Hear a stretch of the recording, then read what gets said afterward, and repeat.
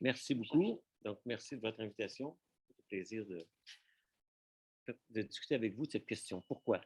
Donc là, ce que je fais, c'est un travail en cours de réflexion de sociologue des sciences. Je ne suis pas un éthicien, je ne suis pas un curé, je ne suis pas un moralisateur. J'essaie de comprendre comment la science actuelle fonctionne. Depuis la Deuxième Guerre mondiale, on a eu les travaux de Merton qui essaie de comprendre, qui a fait un modèle de fonctionnement de la science, essaie de comprendre sociologiquement comment ça fonctionne. J'observe depuis, il y a eu plusieurs transformations, bien sûr, depuis les années 80 surtout, en termes économiques, les relations université-industrie, les conflits d'intérêts. Il y a eu tout au niveau macroscopique des transformations dans l'évaluation de la recherche, etc. Donc, je fais beaucoup de travaux sur l'évaluation de la recherche, les transformations macroscopiques des relations entre le champ économique, le champ politique et le champ scientifique. Mais là, depuis 5-6 ans, j'observe qu'il se passe des choses qui sont intéressantes au plan sociologique que j'appelle la moralisation de la science. Donc, pourquoi je mets comme sous-titre une nouvelle politique de la science? Parce qu'à bien y penser, au fond, c'est peut-être une nouvelle politique de la science qui se construit de façon spontanée, c'est pas conscient. Et, chercher le système, ça marche. Et donc, c'est en rapport avec deux grands titres classiques. Le premier livre sur la politique de la science pure, c'est de Daniel Greenberg, qui est un journaliste très connu de la revue Science pendant très longtemps, et qui, au début des années 70, donc c'est intéressant, parce que c'est la période de la guerre du Vietnam, le développement de la recherche vraiment à grand niveau après la Deuxième Guerre, et on est au début des années 70 à, à une configuration du champ scientifique qui est complètement différente de celle d'avant la Deuxième Guerre. Donc, The Politics of Pure Science montre que la science pure, elle doit être pure, elle marche avec la politique, le congrès, etc. Donc, c'est un livre qui est un classique. En gros, 20 ans plus tard, Daniel Greenberg reprend la même idée et c'est The New Politics of Science. Donc, c'est quoi les transformations qui se sont faites depuis 10 ans? Donc, c'est un peu un clin d'œil à ça. Et donc, là, on a peut-être une troisième politique de la science qui est la moralisation de la science. Donc, qu'est-ce que c'est ça? Je vais mettre un plan un peu parce que ce que j'essaie de te montrer est un peu contourné. Ce n'est pas en ligne directe parce qu'il y a des allers-retours un peu qui sont, à mon avis, inévitables dans la structure. Tout d'abord, je rappelle très brièvement la logique du champ scientifique tel qu'elle s'observe depuis très longtemps quand on observe les pratiques. Ensuite, je vais rappeler des anciennes tentatives de moralisation de la science. Quand je parle de la moralisation de la science, je pourrais dire la nouvelle moralisation, mais c'est plus la moralisation parce qu'elle semble réussir. Je vais vous montrer que dans le passé, elles ont échoué. On essaie de comprendre pourquoi. Il ne s'agit pas de savoir si c'est bien ou c'est mal qu'elles aient échoué. Moi, je m'en fous. Hein. C'est des fourmis. On regarde des fourmis rouges et des fourmis noires. Ils chicanent. On ne lance pas l'association de défense des fourmis rouges. On dit pourquoi les fourmis rouges entrent en guerre avec les fourmis noires. Là, les États là, il y a les phéromones. Ça sent la fourmi rouge, il est sur notre terrain. On s'en débarrasse. Ou on l'amène et on fait de l'esclavagisme. Hein. Il y a de l'esclavagisme chez les fourmis. Les éthologues essaient de comprendre pourquoi. Ils ne lancent pas l'association de défense des fourmis. Ça, c'est les sociologues qui font ça quand ils confondent l'analyse du monde et la transformation du monde. Donc, c'est parfaitement clair que moi, j'analyse les scientifiques. Donc, il y a eu des tentatives dans le passé qu'on va regarder vite. Ensuite, je fais une petite parenthèse parce que ça va jouer un rôle plus loin, de rappeler au fond la logique habituelle de rétractation des publications. On connaît ça, mais juste le rappeler très brièvement, de dire quand est-ce qu'on dit qu'un article est rétracté, pourquoi on rétracte des articles. Puis, ça va devenir très important pour la suite. Et donc là, je vais donner les exemples de ce que j'appelle la nouvelle moralisation et on va conclure sur une note plus ou moins morale, vous verrez. Donc, on commence avec les classiques, les normes implicites du champ scientifique sur Merton. On rappelle le communisme, hein, que Merton, dans les années 50, à cause de la guerre froide, ont renommé le communalisme, que j'aime pas trop, communauté. Communiste, c'était son article de 1942. Et donc, il nous dit au fond que la science, comme résultat, c'est un bien commun. Hein, je prends toujours l'exemple. Il n'y a pas de brevet pour E égale MC2. Ce n'est pas de la technologie. Il y a des brevets pour plein de choses, mais il n'y a pas de brevet pour des connaissances fondamentales. La deuxième, qui est importante, c'est la question de l'universalisme, qui est un peu implicite dans la communauté, mais les lois de Newton ne sont pas vraies parce que Newton était un Britannique impérialiste ou nommez-les comme vous voulez. Les lois de Newton sont bonnes. Donc, pour Merton, il a découvert ça, c'est pas par hasard qu'il a découvert ça. Il a découvert ça parce qu'il regardait autour de lui à la fin des années 30 et il observait la montée depuis 1930, en gros, de la science aryenne. La science aryenne, c'était la science sous les nazis, qui avait certaines caractéristiques et qui s'opposait à la science juive. Donc, en gros, la science aryenne, sous les nazis, avec des prix Nobel comme Johannes Stark ou Philippe Lenard, qui nous dit ben, la physique aryenne, Deutsche Physik, c'est la physique concrète, c'est expérimental et concret. La physique juive, c'est abstrait, théorique. En traduisons, c'est Einstein. Et après ça, un peu plus tard, on a eu en Russie, grâce aux grands travaux de Lysenko, d'une biologie qui ne fonctionne pas, qui était la science prolétarienne. Ça, c'est la science au service du peuple, contre la science bourgeoise, qui est la science de Morgan, qui est la génétique morganienne des Américains. Et donc, ça, c'est une science bourgeoise, et il y a la science prolétarienne. Et il faut faire attention aux adjectifs, parce que si on dit qu'il y a une science aryenne, qu'il y a une science prolétarienne, c'est que la science est caractérisée par l'adjectif. Quand même, il y a une logique au français, là. Et comme je dis toujours, la science aryenne, la science prolétarienne, c'est la science bonarienne. Ça ne marche pas. Puis, comme il n'y a pas de science citoyenne non plus, il y a la science participative. Ça, c'est la mauvaise traduction de citizen science. Citizen science, le calque, c'est science citoyenne. C'est pas ça que ça veut dire en français. Ça veut dire la science participative. On veut que les gens nous aident à trouver les oiseaux à travers le monde, à observer des étoiles. On peut les aider à participer à la science. Mais la science qui est faite n'est pas citoyenne. Donc, les adjectifs sont qualificatifs. Il faut faire attention à leurs usages. Ça veut dire que la science n'est pas elle est vraie, elle est fausse, elle est utile, elle n'est pas utile. Si vous réfléchissez, il y a peu d'adjectifs qui marchent bien avec la science. Et donc, revenons à Merton, il s'est dit, c'est curieux, ça, la science serait juive, aryenne, etc. C'est bizarre. Puis là, il regarde la correspondance au 17e, au 19e siècle, et il voit bien que la norme implicite, c'est non. C'est qu'Einstein, on ne veut pas savoir s'il est gentil avec sa femme. Einstein a publié une équation, et c'est bon. Le reste, on s'en fout. Vous allez voir les conséquences que ça a ensuite. Bien sûr, l'autre, il a des intérêts, c'est moins important comme norme, c'est un peu idéaliste, la recherche de la vérité. C'est un peu vrai que si vous voulez être riche, vous n'êtes pas physicien, vous allez en banque, vous allez dans une banque. Si vous pensez devenir riche en étant physicien, vous êtes trompé de discipline. Et le plus important, bien sûr, le scepticisme organisé. Même si Einstein qui crée le papier, on l'évalue, puis on se dit, mon pauvre Albert, tu t'es trompé finalement dans plein de tes calculs, et ton article est faux. Ce qui est arrivé d'ailleurs en 1936, quand H.P. Robertson a évalué un texte d'Einstein sur les ondes gravitationnelles et il a fait un rapport de 2 pages, tous ses calculs sont faux. Il a fait un peu ça, puis il a dit, bon. Donc, il a recommencé, puis il a trouvé le contraire. Donc, effectivement, il y avait des ondes gravitationnelles. Donc, ça, c'est assez classique. Juste un petit rappel. Bien sûr, avant qu'on vienne me le dire, ouais, mais ça, c'est idéaliste, ça n'existe pas dans la réalité. On le sait, mais il ne faut pas oublier que c'est un idéal régulateur. À ce que je sache, on ne dit pas aux scientifiques que frauder, c'est une bonne affaire, que voler les idées des autres, c'est une bonne affaire. On ne dit pas ça. Et donc, il y a des biais de confirmation, c'est très connu. Hein? On aime mieux les résultats qui nous font plaisir. D'ailleurs, on va le voir aussi dans ce que je vais présenter. Les biais de confirmation jouent un rôle. On a des préjugés idéologiques, on va le voir aussi. Parce que dans la moralisation de la science, il y a beaucoup d'idéologies conscientes ou inconscientes. La plupart du temps, inconscientes, à mon avis. Il y a des intérêts économiques, on connaît bien aussi, des croyances religieuses. Hein? On sait très bien, Darwin a un peu plus de difficultés avec certaines religions, etc. Vous pouvez trouver. Donc, les idéaux régulateurs d'universalisme et de scepticisme organisé ne sont pas remis en cause par l'existence d'obstacles. Sinon, ça reviendrait à dire que parce qu'il y a des voleurs, ben, les lois contre le vol ne servent à rien. Parce qu'il y a des meurtres, ça ne sert à rien d'avoir une loi universelle qui dit il ne faut pas tuer son prochain.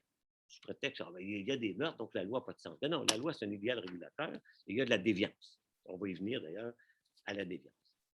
Donc ça, c'était le préambule. Maintenant, travaillant sur la moralisation actuelle de la science, je me suis dit, comme toujours en bon historien, ça ne doit pas être nouveau cette affaire-là, il va y avoir des cas anciens et qui sont intéressants pour le sociologue. Et donc, on a Marie Curie. Vous connaissez peut-être ce cas que moi, je trouve assez génial.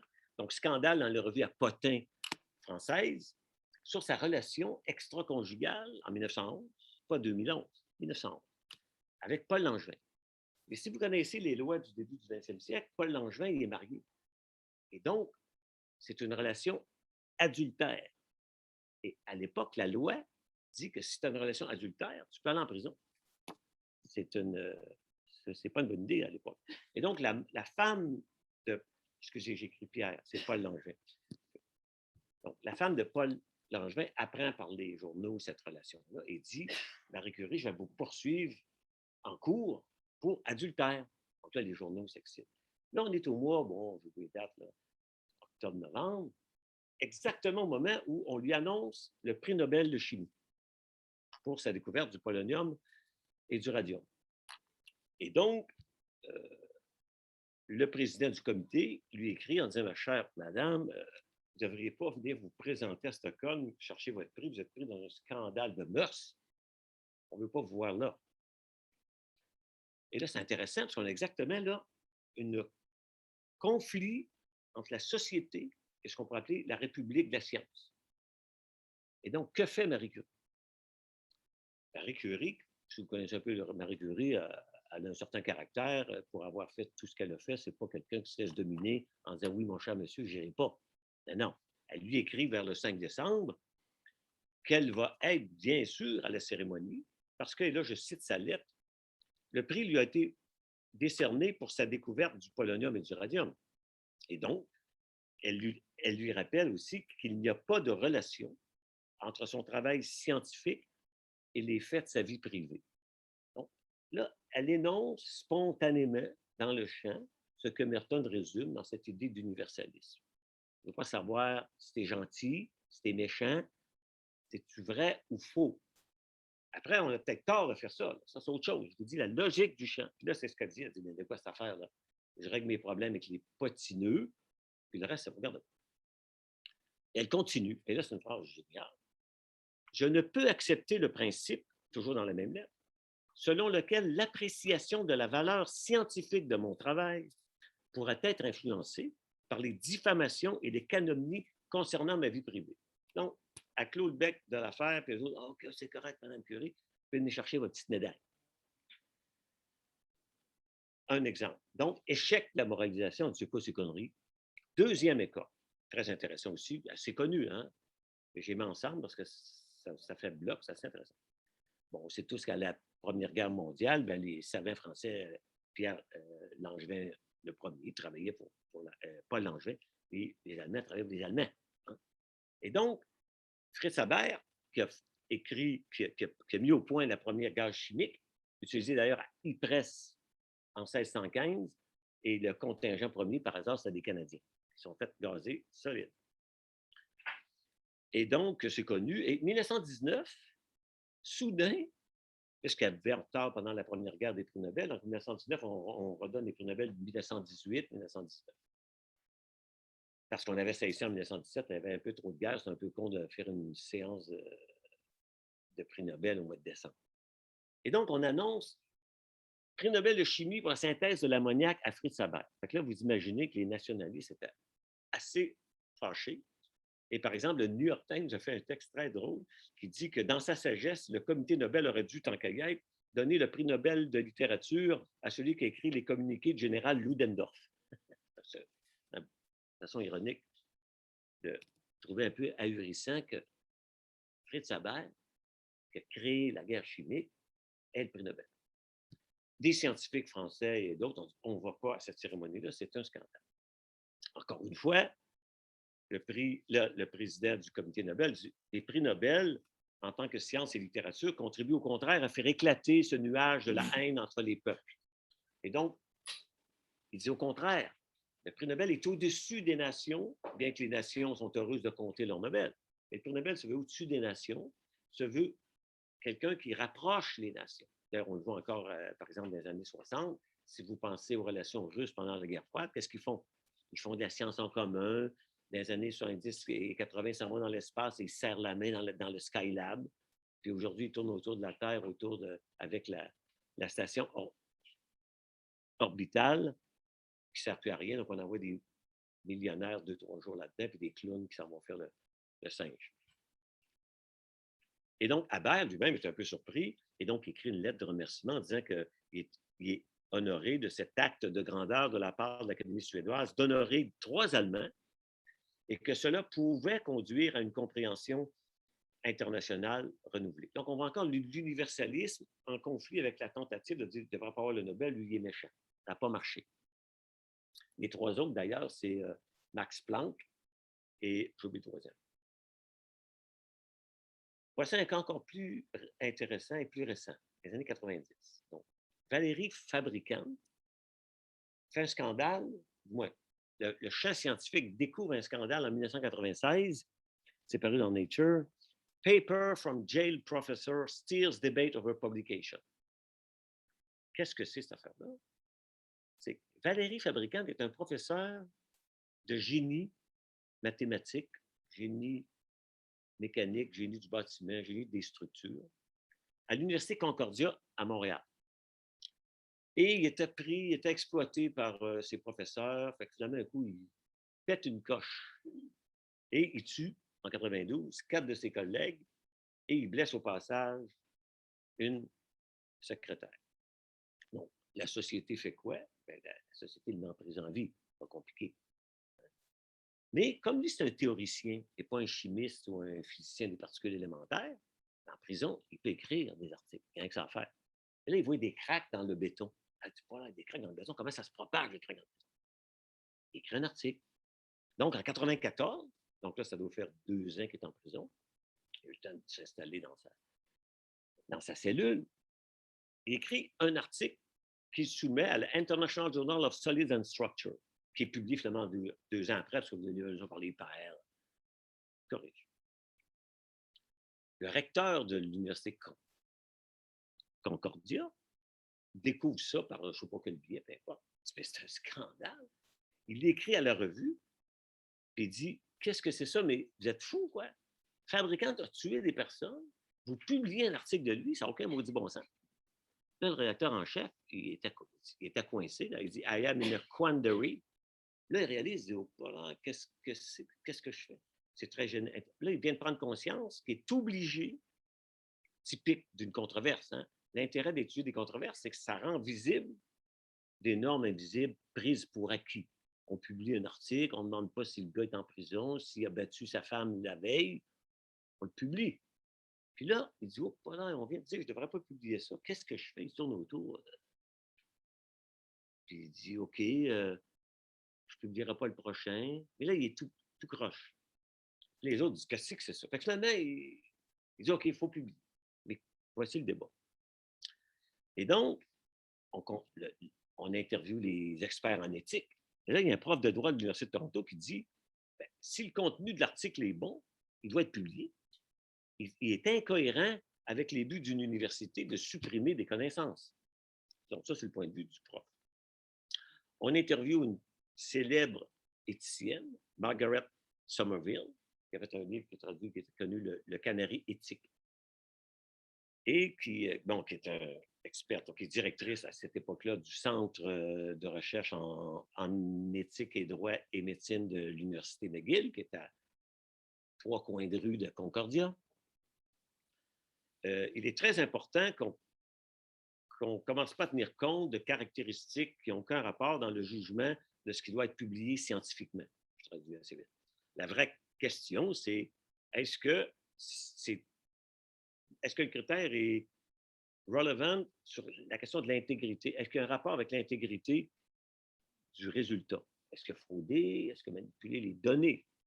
On ne veut pas savoir s'il est cheveux roux ou s'il est chaud. Et donc, depuis cette époque, donc là, on a réglé le problème. Donc, finalement, la controverse a été close, fabricante, dans le champ scientifique, donc dans la République de la science. Ce n'est pas la société. La norme sociale, c'est que tu fais un mauvais coup, tu vas en prison, tu payes l'amende. En science, c'est-tu vrai ou c'est pas vrai? C'est tout. Je ne dis pas que ça devrait être ça. Je dis que c'est ça. Après, on peut dire c'est une bande de crétins. C'est autre chose. Donc, depuis ça, Fabricant est toujours en prison. Puis, bon, c'est écrit en 2018, mais j'ai vérifié, on est en 2021. Fabricant continue à publier dans 25-30 revues scientifiques parce que c'est un savant. Et son adresse, au lieu d'être le département de physique de Strasbourg, ben, c'est la cellule 238 de la prison d'Orsainville. Avec son numéro d'identité, le prisonnier numéro, j'invente le chiffre, mais je le lis à quelque part, 128-634-D. Donc, la question qui se pose, effectivement, supposons qu'on dit, oui, mais il faut appliquer des jugements moraux. Je dis, OK, on peut, mais lesquels? Et là, il y a une phrase assez intéressante qui confirme toujours cette idéologie implicite chez les scientifiques. Einstein, dans son autobiographie de 1950-54, il dit au début, l'essentiel chez une personne comme moi réside précisément dans ce qu'il pense et comment il y pense, et non dans ce qu'il fait ou souffre. Donc, Albert dit, on veut mon autobiographie, je ne vois pas pourquoi j'écrirais ça, parce qu'à l'habitude, l'autobiographie, on dit, ah oui, j'ai rencontré Pierrette, puis on a eu des enfants, puis on a été heureux. Lui, il dit, moi, ça ne m'intéresse pas, puis au fond, Albert, vous me demandez ça parce que j'ai fait de la physique, puis j'ai fait des... Donc, le fait qu'il dise ça, c'est encore cette idée que, oubliez mon corps, oubliez que j'aime plus ma femme, je vais parler de ma fille. Donc, voyez-vous, il y a toute une pensée qui exclut ça. Et là arrive le début de mon intérêt pour le retour. 2019, j'observe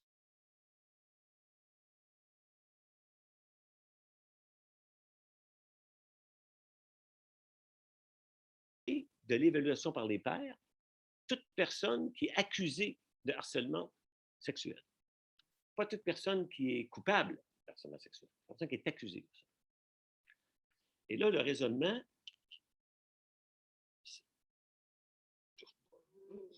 ça, c'est la technologie, là. J'ai vu qu'Internet était instable. Oui, il va être instable, donc faut... Oui, bon, ouais. Et donc, ils se disent, OK, comment justifier ça? Et là, c'est intéressant, parce qu'il y a différents cas, il faut être précis. Ici, c'est de dire, l'évaluation par les pairs, c'est pas du double aveugle, c'est-à-dire que quand tu soumets un projet de recherche, ben, on a le nom de l'auteur. C'est pas comme les publications. Les publications, j'en ai vu souvent, c'est en double aveugle. Genre, je reçois un article, il n'y a pas de nom dessus. Là, il y a autour des petits génies, on reconnaît les noms. Non, on pense reconnaître. On se trompe souvent. Donc, en double aveugle, ils ne disent pas en double aveugle. Là. Donc, ils disent le prof qui est accusé, subliminalement, inconsciemment, ne sera pas neutre, ne sera pas être capable d'évaluer selon des critères purement objectifs. Peut-être qu'au contraire, il va vouloir dire, voyez-vous, j'ai mis des belles notes aux filles, donc ça prouve que je suis harceleur. Ou à l'inverse, il va se venger. Donc, on dit, on ne prend pas de chance, on les élimine. Mais là, on a déjà une première intrusion qu'avant, on n'avait pas pensé à ça, il y en avait des harceleurs. On ne s'en occupait pas. Là, l'institution s'en occupe. Donc, ça, c'est le point de départ de mon intérêt pour cette affaire. Il y a d'autres exemples, mais celui-là suffit. Voici la petite parenthèse. Pourquoi on rétracte des articles? On rétracte des articles parce que ça, c'est un texte qui démontre les probabilités, le calcul. En gros, ce n'est pas compliqué. 90%, c'est de la fraude, des données non reproductibles, du plagiat, des duplications de papier ou une lutte entre les auteurs. Ça, c'est des détails. En gros, l'article n'est pas bon. En gros, c'est ça. Et surtout, ce qui est très intéressant dans le phénomène de la rétractation, c'est qu'il ne faut pas oublier que les revues n'aiment pas ça, rétracter des articles. Hein? Ils n'aiment pas ça parce qu'évidemment, ça affecte leur image. Une revue qui se verrait à tous les 6 mois rétracter 1, 2, 3 articles, mais c'est quoi cette revue de merde qui n'est pas capable de faire des évaluations par les pairs correctement? La crédibilité. Donc, les revues privilégient l'erratum, la correction. Ah, finalement, c'est pas 4,5, c'est 12,44. C'est à cause de mon assistant de recherche, le crétin, qui n'a pas été capable de copier. Donc, on fait un erratum. C'est pas à faute du prof, ça, c'est impossible. C'est l'assistant de recherche. Et en général, une vraie rétractation, ça prend entre 1 an et 2. Parce qu'il faut avoir l'article, le lire, puis dire que ça ne marche pas, écrire à revue, entre 1 an et 2. Bon, maintenant, ça m'amène à voir ça. Là, je découvre qu'il y a des nouvelles raisons de rétracter des papiers. C'est l'inconfort. Ah, j'aime pas les résultats. Et comme on a Internet, je peux lancer ma meute sur Twitter et dire, avez-vous l'article qui vient de paraître, c'est un scandale. Et donc, on veut la rétractation. Donc, c'est ce qu'on va étudier. Je vais vous présenter 2 cas empiriques. Le premier, c'est un papier dans Nature Communication, donc une revue évaluée par les pairs, qui se présente, c'est Nature, donc, qui se présente de haut niveau, taux de refus assez élevé. Et ça, c'est un article, donc, sur, en gros, une étude très compliquée, bibliométrique, avec des millions d'articles, des millions de données d'auteurs, etc. Et qui trouve qu'il y a une association, donc une corrélation entre le mentorat d'étudiantes et d'étudiants selon qu'ils sont mentorés par des hommes ou des femmes. Donc, il dit, OK, j'ai une étudiante, disons, au doctorat, je ne sais pas trop, est mentorée par une femme, j'ai un autre groupe est mentoré par des hommes, puis ensuite, j'étudie leur trajectoire, lesquels ont le plus d'impact scientifique. Et bien sûr, leur mesure d'impact scientifique, c'est les citations. C'est typique en bibliométrie.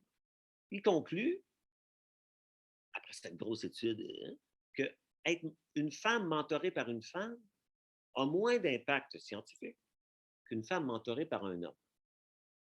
Et donc, sur Twitter, pas 2 semaines après la publication, le monde devient fou.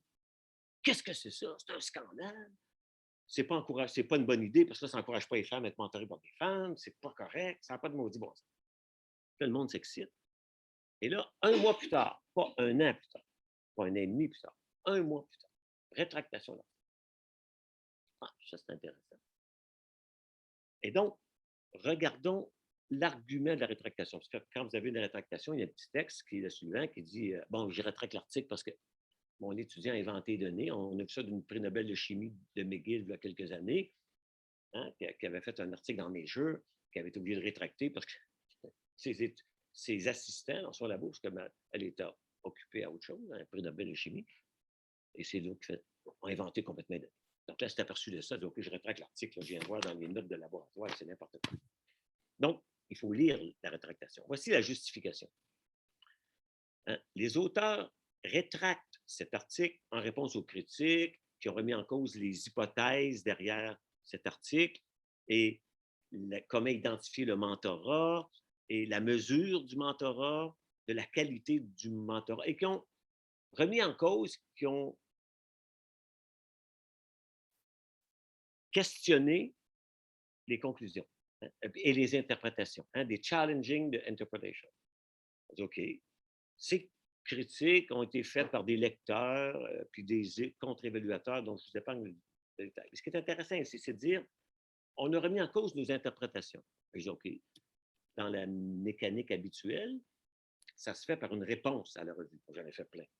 J'écris à la revue, hey, vous avez publié tel article, c'est pourri, voici pourquoi. Là, l'autre répond, non, non, tu n'as rien compris. Ça, c'est normal. Donc, c'est curieux ce qui se passe. Continuons. Bien que nous croyions que les principaux résultats soient valides concernant le co-authorship entre les juniors et les seniors, parce que les juniors, c'est ceux qui sont mentorés, puis les seniors, c'est pas évidemment ça. OK? Étant donné les problèmes qui ont été identifiés par ils disent les reviewers, c'est pas les reviewers, parce que les reviewers avaient accepté le papier. C'est la deuxième vague, après que Nature a dit hey, le feu est poigné dans la baraque, on va relire l'article. Et j'ai vu les rapports des les nouveaux reviewers, ils ne disaient pas de rétracter l'article. C'était de clarifier des affaires. Pas les autres ont eu peur. On a conclu que la décision la plus appropriée serait de rétracter l'article. Donc, continuons. Alors, pourquoi rétracter si les données sont valides? Continuons. Voici, j'espère que c'est ça. Non, OK, c'est ici. Nous sommes une équipe interdisciplinaire avec un investissement et un commitment to gender equity. Et on a un grand regret que la publication a pu causer de la peine au niveau individuel et a fait émerger, le fameux trigger warning, a fait émerger une réponse profonde à plusieurs dans la communauté scientifique. Plusieurs femmes nous ont été très, très influencées. On a été très influencés par des femmes dans notre propre carrière et on exprime notre totale solidarité de toutes les femmes qui sont là. On continue, qu'est-ce que c'est ça? The driving force, we hope, academic debate. Je suis où, là? Mais là, je suis dans la rétractation d'un article scientifique. Puis d'habitude, si vous les lisez, les rétractations habituelles, ça dit, bon, je me suis trompé, je m'excuse, t'arrêtes. Là ça c'est bien, on est content d'apprendre que les auteurs sont pour l'égalité. Je ne le savais pas. Puis là, on apprend qu'ils ont été formés par des gens. C'est très utile. Mais c'est quoi le rapport avec le texte? Il n'y en a pas. Aucun. Donc, c'est curieux. Deuxième cas. Une autre revue prestigieuse, The Proceeding of the National Academy of the Sciences. Et là, on est aux États-Unis. Donc, ça veut dire qu'on s'intéresse à quoi? Aux policiers qui tirent dans le tas, puis on compte les morts. Donc, Officer Characteristics and Racial Disparities in Fatal Officer Involving Shooting. C'est un gros article statistique et des bases de données sur les caractéristiques des policiers qui tirent dans le tas et des morts. Là, tu dis, les morts, sont-ils blancs, sont-ils noirs? Puis les policiers, sont-ils hispaniques, blancs ou noirs? Là, tu brasses ça dans les statistiques. Fait qu'ils font un papier, juillet 2019. Avril 2020, bon, en gros, presque un an. Correction. Pas rétractation, correction.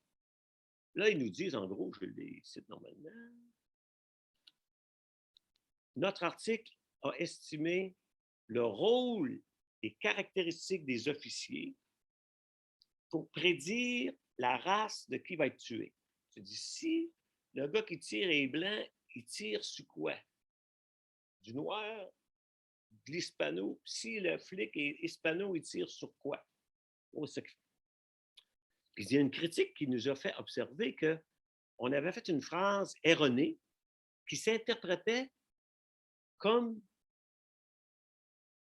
les différences raciales de la probabilité d'être tiré. Ce n'est pas ça du tout. Il dit donc, la phrase était mal formulée, on corrige la phrase. C'est pas ça qu'on a fait. Okay? Donc, il dit, on s'excuse. Non, on s'excuse, on remercie ceux qui nous ont pointé cette petite phrase-là qui était mal formulée et qui donnait lieu à une interprétation absurde. Donc, en gros, là, je reprends le détail, mais si on lit le papier, ce qu'ils font, c'est très simple, conceptuellement. C'est, ils évaluent une probabilité conjointe. Donc, quelle est la probabilité de X étant donné H, ce qui, bien sûr, en statistique, est complètement différent de la probabilité de H étant donné X. Okay? C'est deux affaires différentes. Et quand on écrit ça en phrase, en français ou en anglais, c'est compliqué d'expliquer parce que ça peut être mélangeant. C'est pas facile de dire ça. Nous, on l'écrit de même, on se dit, oui, c'est pas pareil. Fait qu'il dit, OK, c'est réglé. Et, puis, ah oui, donc ils disent, juste pour être clair, c'est ce que vient de vous dire, race shot. Bien qu'on ait été clair que la quantité qu'on a estimée était la race shot X, OK, on a été mal cité. Et donc, comme si on avait estimé l'inverse. Donc, on le répète, notre conclusion est consistante et cohérente avec les résultats dans l'abstract et dans le corps du texte. Donc, ils sont très précis. Attention, on fait une correction. Donc, c'est fait. Et donc, ça, c'était en avril 2020. Donc, à peu près 8 mois après le. OK. Donc là, on arrive ensuite, surprise, avril, mai, juillet, 3 mois plus tard. Rétractation de la. Ah bon, qu'est-ce qui s'est passé? Malgré la correction, notre travail continue d'être cité comme appuyant l'idée qu'il n'y a pas de biais racial dans les tirs des policiers, ce qui est une absurdité que tout le monde sait. Pour être clair, notre travail ne porte pas sur ces questions-là et ne doit pas être utilisé pour appuyer ces conclusions absurdes, bien sûr, je peux rajouter. On prend l'entière responsabilité de ne pas avoir été aussi précautionneux, je dirais, pour que l'inférence qui est faite mène à cette mauvaise compréhension de notre résultat. Okay? Là, c'est possible. Il continue en disant, bien que nos données statistiques sont appropriées à la question des caractéristiques des officiers en lien avec la race des civils tués, qui ne sont pas adéquates pour adresser la question des disparités raciales dans la probabilité d'être cité. Mais ça, le citoyen moyen et surtout le républicain moyen aux États-Unis est incapable de comprendre la différence. Ou bien ça fait son affaire de ne pas comprendre la différence. Donc, c'est un usage de données valides. Pas de question. Un usage invalide de données valides.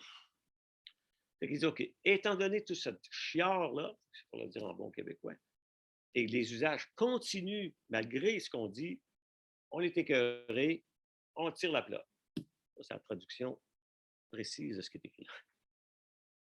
OK? Et il y avait un effet. Là, ce qui est intéressant, c'est de dire, bien, comment ça se fait qu'ils ont rétracté? Bien, on l'a vu. Ils ont rétracté parce qu'on dit les usages sociaux, la pression énorme qu'ils ont subie, et on dit, OK, on a beau expliquer que ce n'est pas ça, là, on arrête. Alors que leur conclusion, statistiquement, elle est compréhensible. Ils montrent que selon que tu es blanc, flic blanc, hispanique ou noir, quand il s'agit de tirer dans le tas, ils ne font pas de différence. Ça ne veut pas dire que tirer dans le tas, il y a moins de noirs que de l'autre. Donc, c'est compliqué. Mais son étude est claire. Il dit, nos résultats sont valides, mais on arrête. Là, le monde ne comprend pas. Et là, il y a clairement un billet de confirmation. Et donc, je vais vous le montrer, le billet de confirmation. C'est que dans le cas numéro 1 qu'on a vu, je me suis aperçu, un de mes amis qui me disait, hey, regarde, les mêmes auteurs qui ont rétracté l'article sur le mentorat une année avant, ou 2018, dans la même revue, utilisant en gros la même méthode, hyper compliquée, avec des millions d'articles, arrivaient à la conclusion suivante. Et le titre de leur article, le rôle, au fond, de la diversité ethnique dans les collaborations scientifiques. C'est pas compliqué, parce que là, tu as des articles. Yves Gingras, Pierrette, Catherine, Alamel Raffin, puis là, ton ordinateur doit dire, lui, c'est un gars, lui, c'est une fille, puis lui, il est noir. On ne sait pas trop quand même, mais ils font ça. OK? Puis il conclut que l'impact scientifique des papiers, appelons-les dans leur langage, multiethniques, diversité ethnique, est plus grand que des papiers qui n'ont pas de diversité ethnique. Mais tout le monde est content d'apprendre ça. On est pour ça, la diversité. Personne n'est contre. Donc, on applaudit, c'est génial. C'est bon, mais c'est parce que c'est les mêmes méthodes. C'est des méthodes hyper compliquées. Demandez-moi pas comment ils font ça, là, mais en gros, on l'a. 9 millions de papiers, 6 millions de scientifiques pour étudier le lien entre l'ethnicité, la discipline, le genre, l'affiliation académique et l'âge. Le Randomized Baseline Model. Donc là, ça c'est la machine à magie. OK, j'ai un Randomized Baseline Model, faites-moi confiance, les cocos. Pas de souci. On accepte ça les 2 doigts dans le nez. Les mêmes auteurs, Al-Shebli et Rawan, les deux, c'est les mêmes. L'autre, ça doit être un de nos collaborateurs. Prendre la même moulinette et dire, OK, on étudie la diversité ethnique, on va étudier le mentorat. Oh non. Le mentorat explose, ils retirent l'article. Ça, c'est passé comme une lettre à la poste. Alors, si on veut être pointu méthodologiquement, il faut dire, oui, comment vous mesurez ça, cette affaire-là? Quelle est la corrélation? Es-tu point 2? Es-tu point 4? Comment ça marche, là? Ethnic diversity had the strongest correlation with scientific impact. C'est intéressant, on est content, mais si on est critique, est-ce qu'on peut regarder les détails? Non, parce qu'on veut la conclusion. Donc, le biais de confirmation en science, il est classique. Okay. Ça m'amène à un autre thème qui est lié à la moralisation de la science, qui est 2022, qui est ce qui s'appelle la justice citationnelle. Je ne sais pas si vous connaissez ça. C'est tout à fait nouveau. Je fais l'hypothèse que la majorité d'entre vous n'a jamais entendu le mot de justice citationnelle. C'est pas probable parce que ça vient d'être inventé. Donc, c'est un mouvement qui émerge, qui veut que les scientifiques soient plus ouverts à citer des gens diversifiés. Ça, tu es OK. Comment ça marche? Donc, c'est quoi la justice citationnelle? Donc là, tu dis, c'est que les chercheurs doivent, dans leur citation, prendre en compte la race et l'identité des personnes qui sont citées. Pourquoi? Parce qu'on veut de l'équité.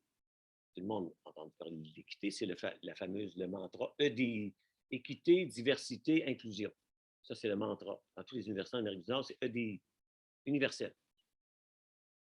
Et donc, il y a la politique raciale, ça vient de commencer, vois-tu, 2018, c'est le début, 2022, ça se développe, il y a un débat là-dessus. Regardons ça en sociologue. Ça remet en cause le rôle de la citation en sciences.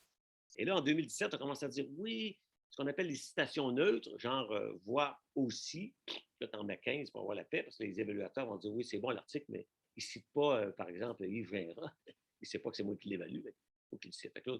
Évidemment, on m'a tout cité là, dans la gang qui est potentiellement évaluateur. On m'a tout cité ça dans la première note. Ça s'appelle Perfunctory Citations, la citation neutre. Allez voir aussi pour nous, sacré appel. Donc, il y a une réflexion maintenant sur la citation. La question, c'est pourquoi ça sort là, la justice citationnelle? Bien, c'est pas compliqué. Vous devinez qu'on est dans le mouvement général, parce que la science n'est pas en dehors de la société, contrairement à ce qu'on peut croire. Les scientifiques sont des citoyens comme les autres.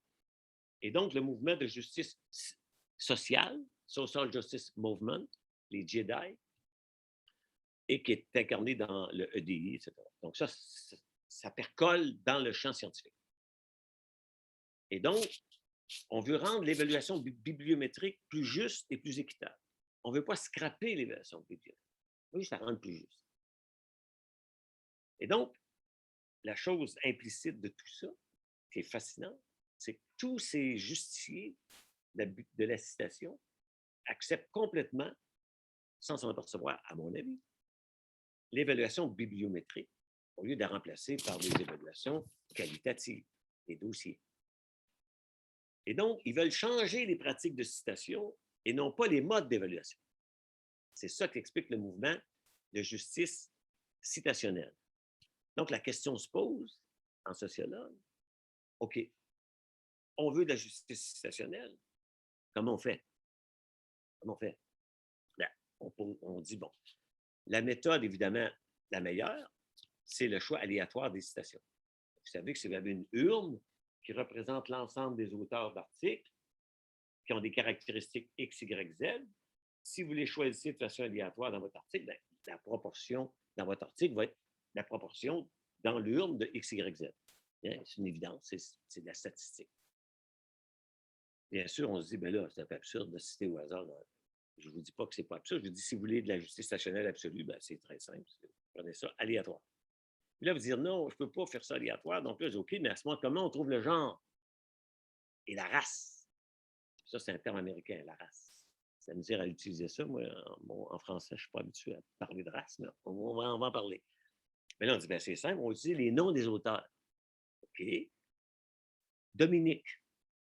C'est un gars, une fille, ça. Ben, moi, mon meilleur ami, c'est Dominique Pestre. C'est un homme. Et ma fille s'appelle Dominique Gingras. L'ordinateur, il a beau avoir de l'intelligence artificielle, là, il ne saura pas si qui est un gars, qui est une fille là-dedans. Claude. Etc. Yves, c'est probablement un gars. Donc, les ordinateurs vont avoir du trouble, mais on peut essayer. Maintenant, il y a un problème, mais là, c'est très intéressant. J'ai une collègue, Béatrice Miller, à Strasbourg, excuse-moi, à Toulouse, pardon, qui a fait une étude sociologique en interviewant pour un certain nombre de papiers les auteurs en disant, OK, là, tu as fait le papier de chimie en 2018, puis tu cites, mettons, 30 articles. Et on sait qu'en chimie, il y a, mettons, 4-5 auteurs par article. Fait que là, dit chacun, lui, là, tu le connais-tu? Il dit, oh, je le connais, j'ai rencontré dans un congrès. Ah, lui, je le connais, il a son labo au bord de la rue. L'autre, je travaille avec lui depuis des années. L'autre, j'ai aucune idée c'est qui. Là, en fait, tu fais les stats. En gros, je simplifie. 25 à 40 des auteurs, on n'a aucune idée c'est qui. Moi, le premier, moi, je cite un article d'un gars, il y a un bon papier dans Nature, mais je ne sais pas c'est qui. Je ne le connais pas. Et je le cite parce que ça m'utile. Donc, oui, on sait que les réseaux jouent un rôle. La sociologie l'a démontré depuis longtemps. Je cite des gens que je connais parce qu'on travaille sur les mêmes objets. Mais je cite plein de monde que je ne connais pas. Okay? Donc, on a beau dire qu'il y a des biais. Oui, il y a des biais, mais il faut mesurer et pas seulement dire, ah oui, il y a un biais. Il faut l'identifier. Donc, ça nous dit, c'est pas sûr que je le cite parce que je le connais. Donc, si je ne le connais pas, je ne sais surtout pas si c'est un gars ou une fille. C'est fréquent, c'est non chinois. Moi, je ne suis pas bon en chinois, fait que je ne sais pas à qui je parle quand je suis en chinois. Et donc, ça pose une question à laquelle je n'avais jamais pensé avant ce mouvement de justice citationnelle. C'est que toutes les citations, c'est fondé sur quoi? Sur les bases de données bibliométriques qui contiennent les noms des auteurs. Donc, j'ai fait l'hypothèse, là, je vais le vérifier, de dire, si on prend les revues savantes, j'ai pris celle que je connais, Physical Review, j'ai dit quand je vais aller en 1970, au hasard, et on voit que c'est M. Sinek et P. Grosgott. Et donc, impossible de savoir si c'est un gars ou une fille, c'est l'initiale. Y, j'ai un gras, on ne sait pas c'est qui. C'est-tu Yvette, j'ai un gras? C'est-tu Yves, j'ai un gras? On ne sait pas. Et là, on découvre, en 2022, beaucoup de noms, de prénoms au complet. Ça, c'est pas compliqué. Ça, c'est l'effet de la bibliométrie évaluative. Les universités ont transformé les bases de données qui servaient à identifier des articles. On ne veut pas savoir c'est qui Y. Sinek. On lit son article et on le lit, puis on le cite ou on le démolit. Mais maintenant, on veut évaluer les gens. Fait que là, Y, il y en a peut-être 12 pareil. Donc là, on dit à ça, vous allez signer Yves Gingras pour qu'on te trouve tout dans la base de données puis qu'on t'évalue correctement tes 3 articles et non pas tes 40 avec Y Gingras. Donc, les transformations de la signature sont un effet des années 90 de l'évaluation. Mais à ma grande surprise, personnellement, je trouve ça intéressant, ça prouve que des fois, je suis trop pessimiste. En 2021, quand même, dans l'époque actuelle d'évaluation bibliométrique, je constate qu'il y a encore, moi je me trompe, mais non, c'est ça. Imaging the interface of a qubit and its quantum many body environment, je vois que Ramohan, il met S. Donc, il ne met pas son prénom. Donc, je vois que maintenant, c'est l'individu qui décide s'il met son prénom ou non. Et donc, s'il met son initiale, l'évaluation bibliométrique vient d'être compliquée. Et donc, on a trouvé une nouvelle solution, c'est qu'on va régler le problème. On va mettre un code barre dans le front de tous les savants. Tu as ton code barre, je clique, puis je l'ai. Et le code barre s'appelle ORCID. O-R-C-I-D. Et donc, les chercheurs, maintenant, ont des ORCID. Comme ça, il n'y a pas de trouble, il y en a un, c'est un code barre. Okay? Puis il y a des revues, j'ai découvert ça à mon grand déplaisir, il y a des revues qui obligent à avoir le code barre pour publier. Moi qui n'ai jamais eu de ORCID, maintenant j'en ai un. Parce que je voulais publier dans un certain nombre de revues, puis on dit, hey, si tu veux publier ici, on te colle un code barre dans le front. OK, là, je vais dire oui. J'ai-tu sauté en enfant?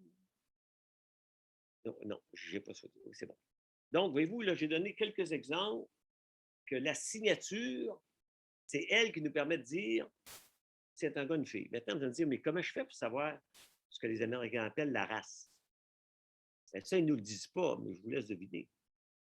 Tu peux aller sur Internet et dire, on va chercher la photo de Yves Gingras. Oh, il est blanc. Ah, il est plat. Je ne citerai pas. Là, je cherche Washington. Ah, il est blanc. Ah, il est plat. Je ne citerai pas. Puis là, un autre Washington, qui est prof de linguistique à Cornell, c'est un bon. Ça donne que lui, il est noir. Okay. Je sais. Fait que ceux qui parlent de ça, j'ai dit, mais comment vous faites ça? Ça s'appelle du néoracisme.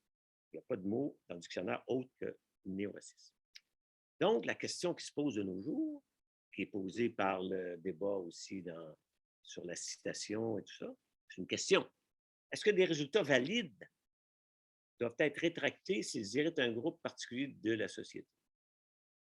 La science, au sens large, la chimie, etc. La science sera-t-elle plus robuste? Je ne sais pas. Il y en a qui pensent que oui. Est-elle plus valide si elle doit obéir aux valeurs morales de groupes sociaux particuliers ou plutôt particulièrement actifs sur les médias sociaux? C'est ce qu'on a observé dans le texte sur le mentorat. Il y a des centaines de commentaires outrés sur les conclusions de cet article.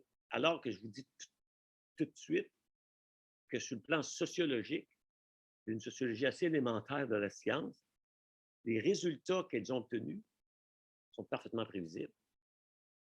À tel point que s'ils avaient obtenu le résultat inverse, j'aurais regardé la méthode. Parce que sociologiquement, l'inverse n'est pas réaliste à la lumière de la domination masculine du champ scientifique. C'est pas réaliste. Par contre, les résultats qu'ils ont obtenus sont parfaitement cohérents avec ce qu'on sait de la domination masculine dans le champ scientifique. Parfaitement cohérent. Parenthèse fermée. Donc, c'est des questions qui se posent et qu'on doit continuer à réfléchir. C'est ce qu'on va faire ensemble ici, sur les rapports nouveaux entre vérité scientifique et enjeux sociaux. Chose certaine, la voie vers l'enfer est pavée de bonnes intentions. Et je termine sur une note de réflexivité oblige, parce que quand on parle de ça, là, je l'ai analysé, là, je le fais de façon réflexive. J'ai publié tout récemment dans Quantitative Social Science un texte d'intervention. Donc là, j'ai étudié fourmi, là je me suis déguisé en fourmi, puis j'ai écrit un texte sur Towards a Moralization of Bibliometrics, a response to Kyle Seiler. Kyle Seiler, dans ça, c'est un de ses promoteurs de moraline, comme disait Nietzsche. Et là, je décortique son texte en disant, ça nous mène où, ta moraline? Sur ça, merci de votre attention.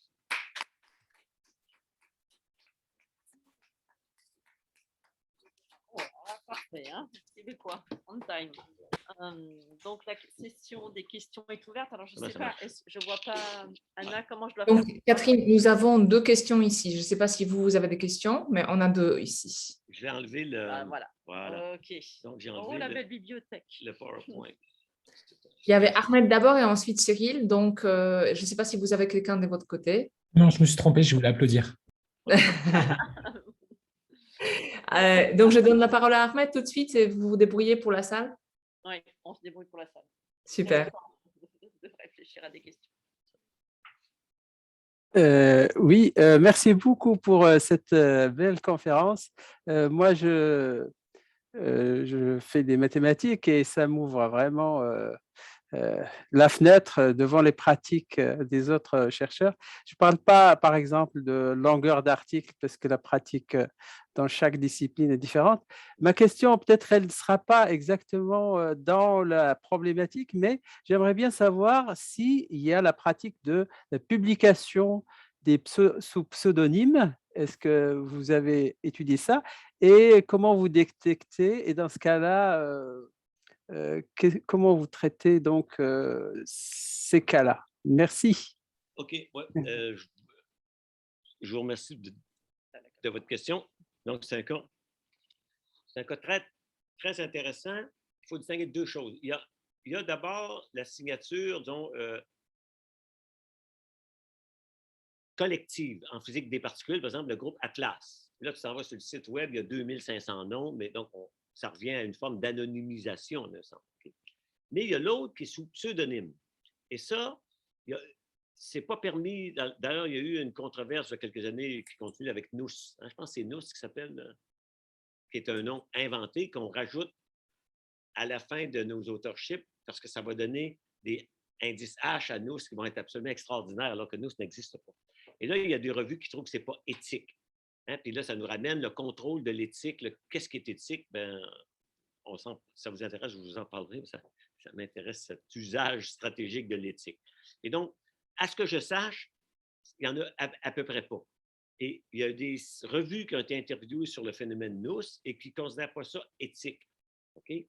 Alors que ça pose une question en termes du modèle de Merton, parce que si Merton a raison, ce qui compte en science, c'est l'universalisme, à ce moment-là, le nom n'a pas d'importance. Sauf que dans le modèle de Merton, il montre bien qu'il y a une autre variable que l'universalisme qui est en tension, c'est l'originalité et la reconnaissance. Donc, l'éponymie, les lois de Newton, les diagrammes de Feynman, c'est une reconnaissance symbolique de l'originalité. Donc, il y a une tension que Merton appelle l'ambivalence du scientifique entre oui, c'est universel, mais d'autre côté, donnez-moi le prix à moi, là, parce que c'est moi qui l'ai trouvé, c'est pas mon voisin. Et donc, je veux signer Albert Einstein et non pas souris Mickey. Donc, c'est pas, ça existe à peu près pas, à ma connaissance, dans les sciences de la nature, surtout si on tient compte du mode évaluatif des institutions. Si on dit Gingras, tu n'as aucun article dans la base de données, on va dire non, c'est parce que j'ai mis Nous à la place de Yves Gingras. Oui, mais tu n'auras pas de promotion, mon cher ami. Donc, on peut même prédire que ça n'arrivera pas à cause de la pression évaluatrice du système qui veut savoir si Gingras a un article par année au moins dans les revues soi-disant internationales. Voilà. Pardon, le statut de Bourbaki, le groupe Bourbaki. Oui, bien, exactement. Oui, mais ça, c'est un cas qui est intéressant. C'est l'équivalent des groupes de physique des particules du groupe Atlas. OK? Sauf que, je dirais, le groupe Bourbaki est encore plus intéressant parce que sociologiquement, tout le monde sait que derrière Bourbaki, il y a Chevalier et il y a les autres. Donc, est-ce que Bourbaki est vraiment un nom collectif et est-ce que le capital symbolique de Chevalet est inconnu? La réponse est non. Les gens savent qui est derrière ça. Fait qu'il y a un paradoxe, c'est que vous pouvez donner l'impression d'être anonyme lorsque vous êtes très connu. Mais si vous êtes vraiment inconnu, que vous êtes anonyme, bien, vous allez effectivement rester inconnu et anonyme. Donc, le cas de Bourbaki est un faux contre-exemple, à mon avis, parce qu'on sait qui est derrière eux. C'était des gens très connus déjà. Merci beaucoup.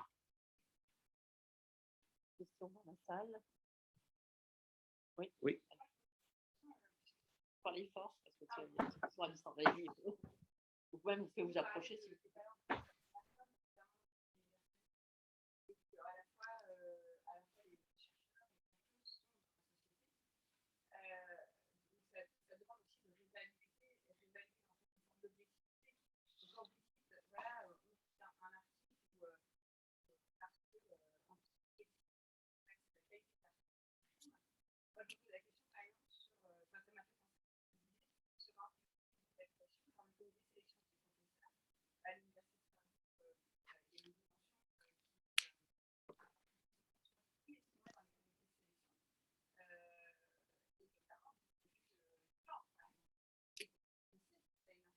Oui.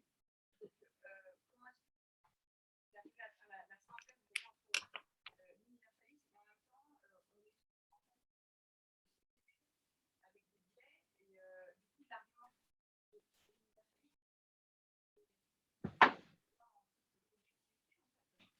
Là, je pense qu'il faut... Est-ce que vous avez Pardon, non, justement, il faut que vous nous répétiez rapidement la question. Merci.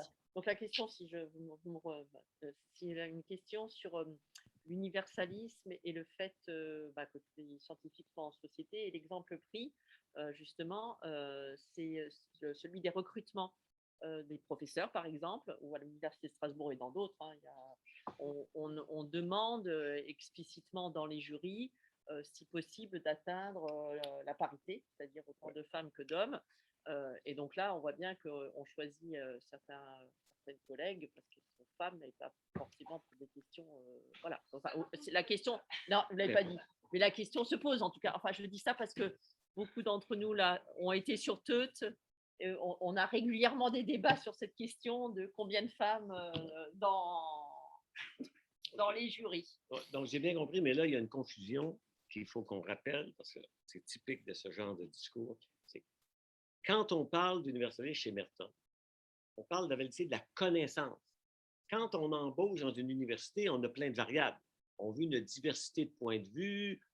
On est dans un point de vue institutionnel. On n'est pas dans la production du vrai. Merton ne s'intéresse pas, par exemple, à la diversité de dire est-ce que juste des hommes dans le département. Ça ne l'intéresse pas. Parce que lui, ce qu'il dit, c'est bon, à tort raison, je vous dis le modèle, comment il fonctionne. Il fonctionne à la vérité. Après, on peut dire, ben nous, dans le département, on pense que les points de vue vont être différents. Effectivement, un des trajectoires sociales, on parle du genre, mais on peut parler des origines sociales aussi. Hein? Les médecins, c'est des fils de médecins. En gros, la reproduction sociale est généralisée. Ça, c'est parfaitement vrai. Donc là, on a des mécanismes, justement. Par exemple, quand on a inventé en évaluation le double aveugle, c'était justement pour dire, ben là, si on voit Albert Einstein, ben, je ne lis pas l'article, c'est sûrement bon. Donc, on se dit, on va enlever le nom d'Einstein comme ça. Moi, j'ai évalué des travaux. Des fois, je disais, qu'est-ce que c'est ce papier-là? Ça va être écrit par un jeune master 1. Je dis, bon, le papier n'est pas bon, je le refuse. Et envoie la lettre à la personne qui avait écrit le papier. Puis je découvre que c'était quelqu'un d'hyper connu. Mais j'étais content, j'ai dit, ah bon, je me suis trompé sur la tête. Mais si j'avais écrit d'abord le nom de la personne, okay? Donc on veut être universel. Donc l'universalisme ne vise pas de savoir que. Donc c'est une autre question. Donc l'égalité, la représentativité, c'est effectivement un but social. Mais l'universalisme, d'ailleurs, j'avais dit le mot objectivité, là, j'ai jamais dit ici en toute objectivité. Voyons, tout le monde sait qu'il y a des biais d'évaluation. Par exemple, il y a des biais cognitifs. Des économistes, si vous lui envoyez un texte dont il n'y a pas une régression sur 5 variables, ils vont dire que ce n'est pas scientifique. Si vous faites de l'analyse de réseau, pour eux, ce n'est pas scientifique, il faut une régression. C'est complètement ridicule. Je le sais, j'ai écrit dans la revue d'économie, ils me demandent de faire une régression. Je n'en ferai pas de régression. Donc, il y a plein de biais. Mais l'universalisme, c'est dire, est-ce que je cite ce papier-là? Non pas parce qu'il est objectif, ce n'est pas ça que j'ai dit. J'ai dit, je cite ce papier-là parce que moi, il m'a été utile. Par exemple, dans mon papier, je cite Kyler, J'ai aucune idée c'est qui Kyler. Je ne le connais pas. Je ne l'ai jamais vu. Mais j'ai lu son papier. Puis il dit ça, là, ce papier-là a des problèmes énormes d'argumentaire. J'ai dit à la revue, je veux que vous publiez une réponse. Je ne sais pas c'est qui Kyler. Puis je ne veux pas le savoir parce que je suis dans le débat intellectuel. Donc, ce que vous dites est parfaitement juste, mais je ne vois pas comment on va mélanger ça avec la question de la validité du savoir. La validité du savoir, c'est le scepticisme organisé qui refait le texte. Puis comme je dis, ça dépend des disciplines. En sciences dures, on laisse souvent le nom des auteurs. Par exemple, en scientométrie, ce n'est pas à double aveugle. En sociologie, c'est en double aveugle. Quand j'ai lu des papiers, je ne sais pas qui l'écrit. Quand je l'ai lu en bibliométrie et même en économie, j'ai le nom des auteurs. Je trouve ça bizarre qu'eux ne le fassent pas en double aveugle, mais bon, ce n'est pas mon problème. Surtout que le double aveugle, ce qui est très intéressant, c'est qu'il y a des scientifiques qui sont contre parce qu'ils disent c'est une bonne chose de savoir qui a écrit le papier, sauve du temps. Si c'est Albert Einstein, oui, je vais le regarder. Mais en toute probabilité, ça ne sera pas n'importe quoi. Il y a peut-être tort de le penser, mais dans la communauté scientifique, il y a des gens qui défendent que le biais de connaissance est un biais positif. Parce que d'ici le papier sort d'Harvard, il y a plus de chances, à tort à raison, je ne dis pas, c'est pas moi qui parle. Tu sais comment ça marche. Il y en a plein qui confondent les opinions. Je ne comprends pas pourquoi. Et donc, eux disent ça. Ils se trompent peut-être, mais il semble que la communauté scientifique n'est pas unanime avec le double aveugle. Et surtout, je viens de découvrir, dans évaluer un papier, qu'il existe un triple aveugle. Vous, c'est quoi le triple aveugle? Vous ne le savez pas avant d'évaluer ce papier-là. Le triple aveugle, et là, on voit dans le purisme des biais. On veut tellement qu'il n'y a aucun biais, je pense que sociologiquement, c'est inapplicable. La société marche avec des préjugés, parce qu'il faut bien que tu saches comment avancer dans la rue, c'est des préjugés. Ce n'est pas négatif. Donc, le triple aveugle, c'est que l'éditeur qui reçoit le papier, c'est même pas lui qui sont les auteurs. Ça veut dire que quand il choisit les évaluateurs, il ne peut pas être influencé par l'auteur. Donc, c'est un troisième niveau. Okay? Parce que c'est vrai qu'un éditeur qui dit, bon, j'ai un papier de Jean Gras, ça ne me tente pas de le publier, mais il faut que je le fasse évaluer. On va le faire évaluer par ses ennemis. C'est pas compliqué. C'est ça qu'ils vont faire. Quand certaines revues m'envoient un papier, je dis, bon, je vais se débarrasser parce que moi, je vais y arracher. Donc, c'est compliqué l'affaire, mais il faut distinguer les problèmes d'équité, les problèmes de diversité. Ce n'est pas le problème qui m'intéressait. Je m'intéressais au sous-problème de dire la vérité du document doit-elle être sujette à la morale d'un sous-groupe? Parce que je ne dis pas que sa morale n'est pas bonne. J'ai le sous-groupe qui a fait rétracter l'article de Nature Communication, c'était purement, à mon avis, idéologique. Les républicains de droite conservateurs qui ont mené contre leur gré à la rétractation de l'article de PNAS, c'est mauvais pour la science. Pourquoi? Parce que le résultat étant valide, il est très utile de le connaître, le résultat. Parce que si on ne connaît pas le résultat, on a des préjugés idéologiques. Et donc, je vais prendre cet exemple-là pour montrer quoi. Si on dit en sociologie qu'il y a domination masculine du champ, ce qui est évident, ça veut dire quoi? Ça veut dire que le réseau international des chercheurs masculins est plus large que celui des chercheurs féminins. On a déjà démontré ça, ça existe. Donc, si tu es mentoré par une femme, la probabilité que ton réseau soit plus petit est compréhensible. Donc, le résultat est cohérent avec la réalité. Après, tu dis, oui, mais c'est pas juste. Non, mais là, c'est pas juste, on s'en fout. Là. Hein? Il ne devrait pas y avoir de guerre. On est d'accord. Est-ce qu'il y en a des guerres? Oui, il y en a. Donc, il faut distinguer l'analyse empirique du phénomène pour dire, oh, là, c'est vrai que la théorie avait prédit que le mentorat serait genré. Mais là, ne soyez pas surpris du résultat, là, parce que dites plutôt, à cause du résultat, ça nous convainc encore plus de s'assurer de changer le système, pas rétracter l'article. C'est ça mon message. C'est de dire, est-ce que ça va donner de la meilleure science? Mon hypothèse, c'est que c'est non. Parce qu'avoir peur d'un résultat parce qu'il nous déplaît, je ne vois pas en quoi ça va aider la science. Voilà. On a une petite question de Erwan Nami, ici. Bonjour Erwan. Bonjour, salut Yves. Merci beaucoup pour l'intervention, c'était super intéressant. J'ai particulièrement apprécié tes deux cas, les deux cas de rétractation que je ne connaissais pas. Et notamment le second qui m'inspire deux petites questions, dont une qui a déjà été posée, je vois ça dans le chat.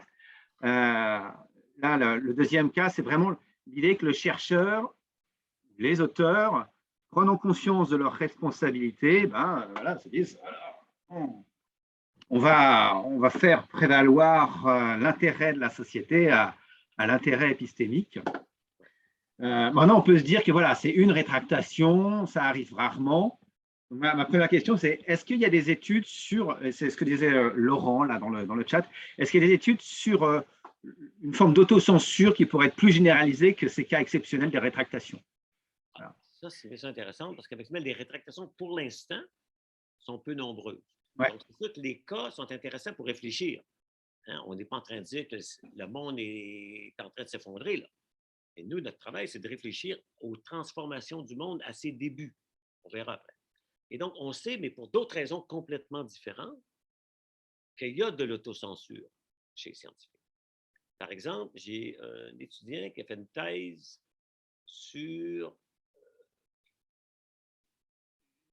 le neurodroit. Okay? Parce qu'en droit, bon, c'est une thèse compliquée, très, très brillante sur ce qu'on appelle le cerveau juvénile. C'est que dans le droit américain, on veut démontrer scientifiquement que les jeunes, donc de 16 ans ou 17 ans et moins, qui sont des petits bandits, au fond, ne soient pas traités comme des adultes, parce que ce moment, ils vont être en prison à vie, etc. Et pour ça, ils invoquent de la biologie. Donc, on biologise. Et là, on s'aperçoit que dans cette mode de... Une fois que tu commences à biologiser, ils sont en train de naturaliser. En naturalisant, comme on doit tenir compte de plus en plus des variables comme justement l'origine ethnique, il y en a qui s'aperçoivent qu'au bout de ça, ils pourraient trouver des marqueurs biologiques essentialisés, ce qui est plausible. Donc là, il y en a qui ont dit, justement, nous, on ne touche pas à ça parce qu'on a compris que si on s'en va par là, ça ne veut pas dire qu'ils vont le trouver. Mais ils savent qu'ils peuvent le trouver. C'est une nuance importante. Hein? Puis ils ont peur de trouver ça. Donc, ils ne vont pas par là. Il y a peut-être un ours dans ce coin-là, j'y vais pas. Donc, je ne saurais pas s'il y en a. Mais je ne veux pas le savoir. Donc, oui, il y en a. Autre forme de censure, démontrée sur une autre échelle, bien sûr, c'est l'enquête qu'on a faite, nous, sur la liberté académique, où un tiers, 28, un quart, un quart des étudiants disent qu'ils se censurent dans les classes, et 2 tiers des professeurs disent qu'ils se censurent pour différents sujets. Bien sûr, c'est un autre problème. Mais il y a chez nous aussi des chercheurs qui ont cessé de travailler sur des sujets, dont, par exemple, les Autochtones, parce que c'est un sujet chaud. Et s'ils trouvent des conclusions, ces Autochtones, qui ne plaisent pas aux grands chefs autochtones, ils ne veulent pas de trouble. Donc, ils ne diront pas en public. Mais ils me disent, moi, là, c'est fini, je ne touche plus à ça. Donc, l'esprit de l'ours, ça devient tabou, quoi. La pression, ça, exactement l'esprit de l'ours. J'ai fait une étude sur des débats juridiques sur l'esprit de l'ours. Et donc, c'est là que ça fait référence à Erwan. Donc, oui, il y a de la censure, il y a de l'abandon de domaines de recherche. C'est un fait. Après, juger si c'est une bonne affaire ou pas une bonne affaire, c'est une autre question. Je répète souvent, parce que c'est très important, on est dans un domaine où les gens ont souvent de la difficulté à étudier l'objet qui est la morale, puis à la projeter que c'est une morale. Mais non. Piaget disait bien, hein, il y a non seulement l'objectivité du subjectif, mais il y a l'objectivité aussi de la morale. Elle s'étudie objectivement. Ce n'est pas une évaluation morale que d'étudier la morale. Et du coup, je ne sais pas si je peux me permettre d'avoir une question complémentaire. S'il y en a d'autres en attente, je ne veux pas non plus. Est-ce que dans la salle, il y a des questions? Pardon, juste une petite question. Non? Ça va, d'accord. Donc, dans le chat aussi, j'ai vu. Justement, ce que j'allais dire que d'une part, on a 2-3 questions dans le chat. Et Erwan, donc, Erwan, finissez et je vais lire la question du chat. Du coup, puisque effectivement, on est en train d'observer là qu'il y a des effets d'autocensure, je te demanderai la référence d'ailleurs de toutes ces études passionnantes. Est-ce qu'il y a est-ce que c'est un peu une pierre dans le jardin de la critique de la value-free science, hein, de Douglas? Je me souviens que Douglas, dans son bouquin, disait effectivement que la valeur, l'idéal de la science débarrassée des valeurs tenait pas parce que les chercheurs devaient prendre en compte de leur responsabilité vis-à-vis de la société. Mais elle faisait très attention à bien distinguer justement ces valeurs, les valeurs cognitives et les valeurs plus épistémiques. Et grosso modo, elle disait que bon, on peut quand même continuer à être objectif en étant responsable sur le plan social. Ouais, mais là, alors peut-être qu'on peut rester objectif, mais on voit effectivement qu'il y a des dégâts épistémiques. Il y aurait des dégâts épistémiques. Qu'est-ce qui répondent du côté de ces critiques de l'idéal de la science débarrassée des valeurs? Quels sont leurs arguments pour dire, bon, effectivement, il y a des dégâts épistémiques, mais ce n'est pas très grave? Okay. Mais je pense que la réponse à ça, c'est par exemple, et c'est là que je pense que c'est une erreur des auteurs de PNAS d'avoir dit « We take full responsibility ». Dire cette phrase-là, c'est empiriquement faux pour une raison sociologique simple. C'est qu'il est impossible de contrôler dans une société les usages du texte. Eux, on peut dire, oui, je prévois tel usage. Fait que là, tu peux mettre une note en disant, attention, on a bien évalué P de X/Y et non pas P d'Y/X. Ils ne l'ont pas fait parce qu'il est publié dans PNAS. Ils n'écrivaient pas dans Le Monde ou dans le Figaro. Donc là, il y a peut-être à la limite une petite naïveté, mais qui a été corrigée par le corrigendum, pendant une petite correction, là, parce qu'on n'avait pas compris, que vous ne comprenez rien, mais on va vous l'expliquer. Mais quand il dit « we take full responsibility », mon explication sociologique, c'est que la pression communautaire a tellement dit « oui, oui, c'est de ma faute ». Ça, c'est le sanglot de l'homme blanc. Tu n'es pas responsable. C'est les républicains qui disent ça. Ce n'est pas les évaluateurs de PNAS, c'est les républicains. Et tu ne peux pas empêcher demain, d'ailleurs, vous savez, quand un article est rétracté, qu'est-ce qui arrive? Ben, c'est simple, ils mettent juste le mot « retracted » sur le papier. J'ai cliqué encore tantôt, je peux aller vous chercher le papier rétracté dans PNAS. Donc, si moi je suis républicain, je vais continuer à dire il y a un article dans PNAS. Donc, eux, quand ils disent qu'ils sont full responsibility, c'est faux. Empiriquement et sociologiquement et conceptuellement. Sinon, Einstein est responsable de la bombe atomique parce que E égale MC2. Et Paul, puisqu'on parlait de Pierre Langevin, il disait dans les années 30, si on est bonne, vous savez, il y a une énergie extraordinaire dans l'atome grâce à E égale MC2, mais on ne sera jamais capable d'aller le chercher. Bien sûr, il s'est trompé. Donc, même les grands savants. Donc, dire qu'on a la responsabilité des usages, c'est présupposer qu'on a les moyens et la capacité de les identifier. Vous allez me dire, il y en a qui sont évidents. Ben oui, il y en a qui sont évidents. C'est pour ça qu'il y a des chercheurs qui n'étudient pas le clonage. Le problème, c'est que socialement, si toi, tu ne dis pas le clonage, ça n'a aucune importance. Il y en a un autre qui va le faire. Ah, tu as raison, il va le faire. On l'a vu avec les Chinois là, qui ont cloné deux enfants pour avoir moins de sida.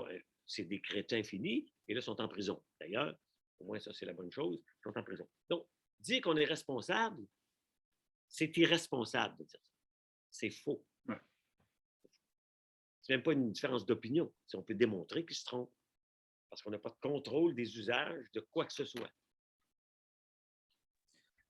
Très bien, merci infiniment pour cet échange. Je vais me permettre donc de lire les questions qui sont sur le chat. D'une part, donc Laurent a parlé de la moraline, mais ça, Yves, vous y avez répondu déjà. Philippe veut savoir si les PPPR, Post-Publication Peer Review, avec cela, on est face à un renouvellement du scepticisme organisé de Merton ou une nouvelle moralisation de la science. Dans ces nouveaux systèmes, forums, peut-on discerner ce qui relève de cette norme de la justice sociale en sciences? Donc ça, c'est la première question. Deuxième question est celle à propos de Thomas Kuhn, où Louise veut savoir ce que vous en pensez, notamment parce qu'il dit qu'une théorie scientifique n'est retenue comme valable que si elle est en conformité avec, selon Louise, la mentalité ou l'épistémé d'une époque. Donc, quelle est votre position vis-à-vis de Thomas Kuhn? La suite va suivre. OK. Je vais commencer avec le PPPA. Ça, c'est très intéressant parce qu'effectivement, dans le Post-Publication Peer Review, il y a en principe une réactualisation à une autre échelle de l'évaluation par les pairs. Mais comme on est dans le système d'Internet, avant, on disait, ben là, on envoie ça par la poste, on demande à 2 personnes, parce que sinon, ça ne finira plus. Et il y avait une évaluation ensuite par les usages ou le non-usage.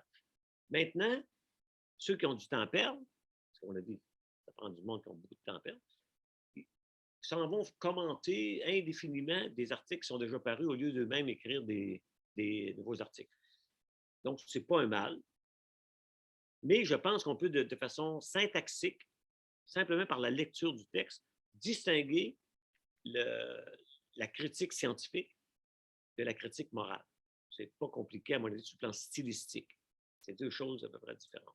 Et c'est ce qu'on a vu dans tous les commentaires contre le premier article, n'était jamais... Puis souvent aussi, quand on est contre, il y a une asymétrie due au biais de confirmation dans la critique de la méthode. On ne critique pas la méthode quand on est d'accord avec la conclusion. Quand on n'aime pas la conclusion, on ouvre la boîte noire et on cherche le pouls. Sauf que là, ils ont cherché le pouls dans le premier article. Je dis, oui, mais s'il y a le pouls dans le premier article, il y avait un pouls dans l'autre article que vous aimez. Fait que là, il y a un problème de conflit. Donc, le PPR, en théorie, ça pourrait être juste la suite de l'évaluation des pairs et ça va donc améliorer parce que les 3 évaluateurs ont peut-être raté de quoi. Et ça, on le voit. Moi, j'évalue justement pour Nature Communication. J'avais refusé un papier un peu méchant. Et il y avait 2 autres évaluateurs qui disaient oui. Après, ils nous ont envoyé les 3. Là, le rédacteur a vu que le mien avait une page et demie, très argumenté, puis les 2 autres disaient oui, c'est intéressant, publiez-le. Fait que le rédacteur a dit je ne le publie pas. Donc, si vous êtes 10 et 50 à trouver des poux, c'est bon pour la République de la science, soi-disant. Mais, comme c'est ouvert, n'importe quel hurluberlu va venir commencer à dire des choses. Là, vous allez être obligé de lui rappeler que oui, on va t'expliquer que les statistiques élémentaires, le P de XY, c'est pas P de YX. Donc, le champ scientifique devient ouvert à n'importe qui a une opinion. Et donc, ça, c'est un problème. Et d'ailleurs, ce qu'on voit, c'est que c'est 4, 5. Si vous regardez sur les sites qui commentent, toujours les mêmes. Ce n'est pas une diversité infinie. C'est toujours les mêmes. Ils ont juste ça à faire. Moi, vous ne me verrez jamais sur les sites. J'ai autre chose à faire qu'aller commenter des mauvais papiers. C'est mieux en écrire d'autres mauvais. Donc, le deuxième sur Kuhn, bon, effectivement, ça, c'est important, puis ça nous ramène la question des valeurs. Ça, il y a une autre confusion. On dit, la science n'est pas objective, elle a des valeurs. C'est évident qu'elle a des valeurs, la science. Par exemple, dans la science, on présuppose implicitement que le monde existe. On présuppose qu'il est là, puis quand je me ferme les yeux, là, vous êtes encore là en train de m'écouter. On n'est pas Berkeley. Berkeley, il était un idéaliste. Et on croit à la conservation, en guillemets, on accepte, jusqu'à preuve du contraire, la conservation de l'énergie. Donc, il y a plein de ce que Kuhn appelle de paradigme, qui est un a priori. Donc, si vous dites, j'ai trouvé le mouvement perpétuel, vous savez qu'à partir du milieu des années du 18e siècle, l'Académie des sciences, vers 1775, j'oublie la date, en gros, vers ça, avait pris une résolution. Nous n'évaluons plus de papiers qui viennent nous annoncer le mouvement perpétuel. Parce que ça aussi, c'est un mouvement perpétuel que les gens écrivent des articles ayant enfin trouvé le mouvement perpétuel. On dit c'est fini. Donc, il y a un socle dans la science qui change quand il y a une révolution scientifique, mais il y a un socle. Et ce socle-là, c'est conservation de l'énergie, par exemple, transmission des ondes électromagnétiques, des ondes sonores. Il y a plein de choses acceptées qui ne pourront changer qu'avec des arguments très détaillés. Vous savez, l'argument, au fond, c'est de dire à phénomène extraordinaire, preuve extraordinaire. Si tu remesures la charge de l'électron et que tu trouves la même qu'avant, on va se dire, big news. Et si tu mesures la charge de l'électron, tu dis, hey, elle est 10 fois plus forte. On va dire, OK, recommence 10 fois ton expérience. Parce que nous, on n'y croit pas et on va la faire ailleurs. Donc, le système marche, à mon avis, comme avant. C'est des choses de fond qui changent. Mais Kuhn a raison de dire qu'il y a des a priori, c'est évident. Super, merci infiniment. Très rapidement, Vincent qui note que l'inverse peut aussi exister avec des chercheurs qui se positionnent volontairement, donc c'est à propos de la disparition de certains domaines scientifiques, qui se positionnent volontairement sur des sujets sensibles, controversés ou à la mode pour augmenter leur indice H. Il y a pas mal de cas récents au sujet du Covid où certains se sont découverts une expertise soudaine. J'en fais partie en un sens. Peut-être coupable. Et ensuite, c'est Cyril qui voulait dire quelque chose. Ouais, ça, c'est très intéressant parce qu'effectivement, il y a la conclusion à tirer de ça, au fond, elle est simple, c'est que l'indice H est invalide et que ceux qui utilisent l'indice H ne savent pas comment ça fonctionne et sont soumis à son invalidité. Si vous doutez de cette affaire-là, allez lire ce qui a été écrit sur ces questions-là, dont un texte qu'on a fait dans la conversation qui s'appelle « Einstein vaut-il la moitié de Raoult ?» Parce que l'indissage d'Einstein est exactement à peu près la moitié de celui de Raoult. Fait que si vous croyez à l'indice H, Raoult est 2 fois plus intelligent qu'Einstein. Très bien. Merci beaucoup. Et Cyril, c'est à toi. Oui, je pense que parler juste de moralisation de la science en général, c'est trop. Je ne dis pas que Gingras l'a fait, c'est trop grossier au niveau du grain d'analyse. Et je pense qu'il faut regarder le rôle que jouent les valeurs aux différents moments du processus de recherche. Et que certains rôles sont légitimes, voire inévitables. Alors typiquement, sur la question du choix des sujets de recherche, il me semble que bien sûr que les valeurs politiques, sociales, morales jouent de facto un rôle. En revanche, ce qui est inacceptable, c'est que les valeurs jouent un rôle quand il va être question de l'évaluation de la validité d'une évaluation. Je n'ai pas très compris, dans la discussion, ça a émergé plusieurs fois cette idée, et ça peut être tout à fait légitime, me semble-t-il, ou alors il faut le discuter, qu'on dise sur ce sujet, on ne veut pas de recherche. Soit parce qu'on ne veut pas mettre de l'argent, soit parce que c'est un sujet sur lequel on préfère ne pas savoir, et on peut avoir le droit de ne pas savoir. Donc, et même chose pour la publication, hein. On peut dire, sur ce sujet, on ne veut pas de publication. On ne veut pas savoir où sont les sépultures de telle tribu, parce qu'autrement, ou les sites archéologiques. Oui, on est totalement d'accord. D'ailleurs, c'est intéressant ce que vous dites, parce qu'au fond, dans mon discours, j'ai pris pour acquis que moi, je n'étais que dans la question de moralisation par rapport à la validité. Ouais. Parce qu'effectivement, je vais être bien franc avec vous, moi, là, le discours sur les valeurs qui nous disent que, ah oui, les chercheurs sont influencés par leurs valeurs dans le choix d'objets. C'est d'une banalité infinie. Tout le monde sait ça, donc j'en parle pas. Ça ne sert à rien. Comme moi, je peux dire, je travaille sur ça. Par exemple, il y a des femmes qui sont venues au département d'histoire qui travaillent sur l'histoire des femmes. Ben oui, c'est leur choix.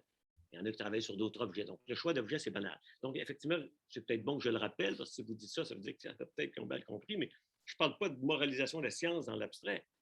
Je dis, la moralisation de la science dont je parle, c'est pour la validité. Le reste, ça ne m'intéresse pas. Hein? Il y a plein d'exemples, comme vous dites, par exemple, celui qui avait fait le premier bébé éprouvette, après a dit, moi, je cesse de faire de la recherche là-dessus. C'est son choix. C'est tant mieux pour lui. L'autre, c'est effectivement de dire qu'un État va dire on ne subventionne pas telle recherche. Donc là aussi, il y a des choix. Et ça, c'est parfaitement évident. Là, je peux même vous dire, je suis tellement d'accord que moi, j'ai participé à ça dans un comité il y a 25 ans. Il y avait une grosse évaluation. On était des biologistes, des physiciens, des sociologues. Là, il y avait une demande pour faire une recherche sur détecter quasiment à la naissance, hein, avec la pseudo-science de la génétique, la génomique, détecter la probabilité de devenir Alzheimer à 75 ans. Puis là, il y en a qui disent c'est une recherche légitime. Moi, j'ai levé la main, ils ont délire. Là. Qui dit ça va coûter, ça va servir à quoi? Ça va augmenter les coûts de santé parce que si à 2 ans, je sais que tu es supposé d'avoir, si on délire, ça va à poubelle, puis c'est de la recherche scandaleuse. Donc là, j'ai porté un jugement moral que la société a d'autres choses à faire que ce crétin-là qui ne comprend rien au système de santé public. Donc, j'ai gagné, on l'a mis à la poubelle. Mais ça, pour moi, c'est banal, donc je n'en parle pas. La vraie question, c'est que si la science a pour but de connaissances validées par des méthodes reconnues, hein, c'est toujours ça. Parce que si tu dis, moi, j'ai accès, l'esprit me dit, on va dire, ouais, c'est peut-être vrai, là, mais on ne dit pas que ce n'est pas vrai. On dit que ce n'est pas une méthode valide. Donc, trouve-moi une autre méthode pour me dire que tu as raison. Et ça, ce n'est pas abstrait, hein, parce que chez nous, dans les débats entre le savoir autochtone et le savoir scientifique, il y en a qui invoquent les esprits. Donc là, c'est OK, mais là... Et la Cour suprême a dit, non, on arrête ici. On arrête ici. Donc, la modernité juridique, l'ontologie du moderne n'est pas l'ontologie du prémoderne. Même en droit. J'ai fait un texte sur cette question-là, la question juridique. Mais il y a des juristes à Ottawa qui pensent qu'on doit changer le fondement juridique pour admettre les connaissances autochtones. Je dis, ah bon? Il y a des connaissances. Comment ça marche? Et là, c'est la même chose. Le mot connaissance, il est simplicitaire. Je sais que le scorbut se guérit par l'anéda. Ça, c'est les Autochtones qui nous l'ont appris. Une fois que je le sais, je le sais. L'anéda a de la vitamine C, c'est pour ça que j'en prends contre le scorbut. Donc, il faut faire attention, comme vous dites, à quel niveau on parle. Mais moi, je prenais pour acquis. Par exemple, il y a des valeurs externes, il y a des valeurs internes à la science. Par exemple, Merton, il parle de quoi au fond? Hein, il dit, c'est quoi les valeurs de vérité? Si tu es cynique, tu dis la vérité, je m'en fous. Je veux truquer mes données pour faire plaisir à la morale. Il y en a qui vont accepter des données fausses. C'est l'argument de Sartre qui dit, il ne faut pas désespérer Bilancourt.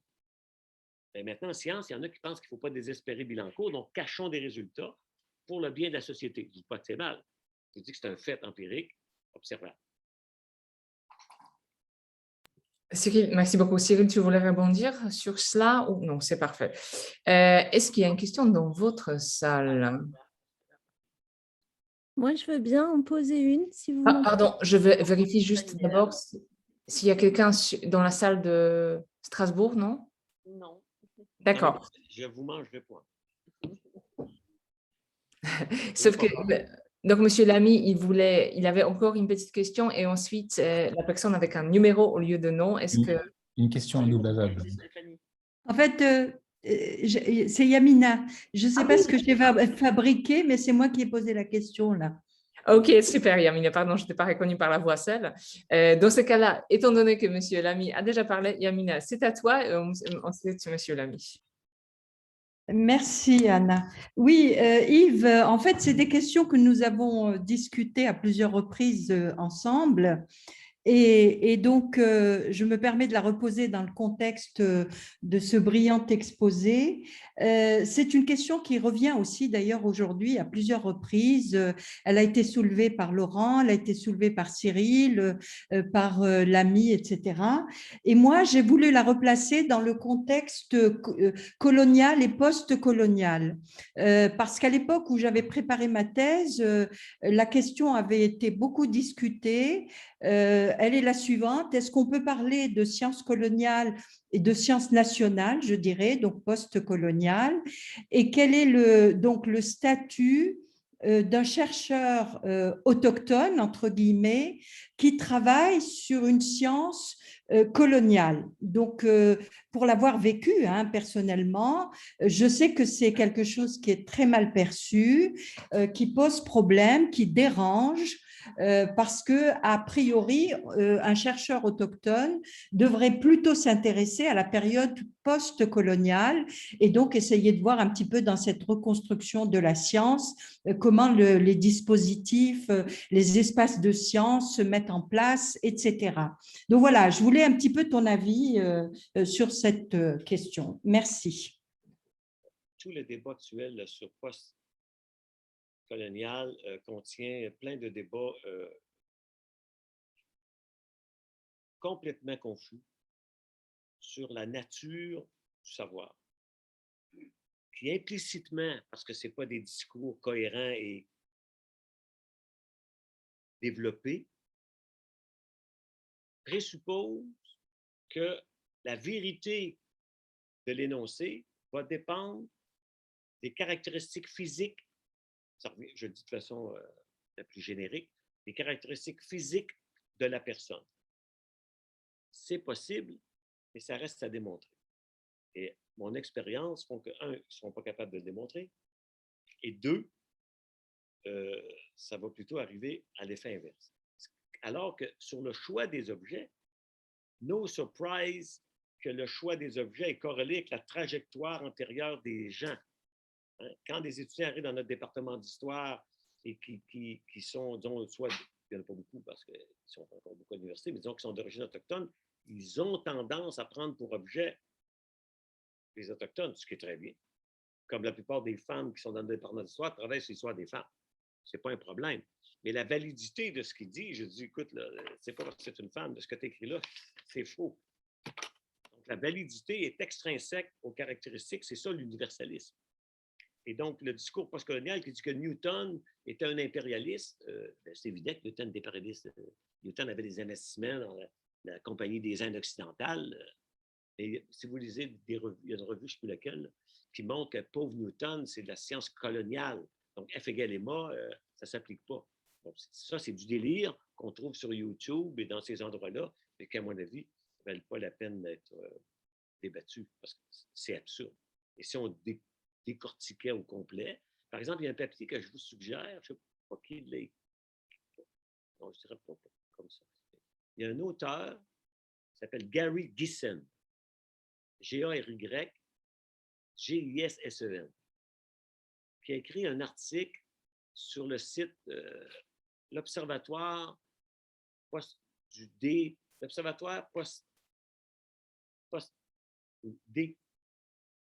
décolonial. C'est un site français, okay, qui critique les postcoloniaux, etc. Mais il y a un article qui se veut une analyse historique, à mon avis ironique, de réécrire l'histoire des sciences. Dans ce cas-là, c'est l'histoire de la physique de la lumière dans un mode post-colonial.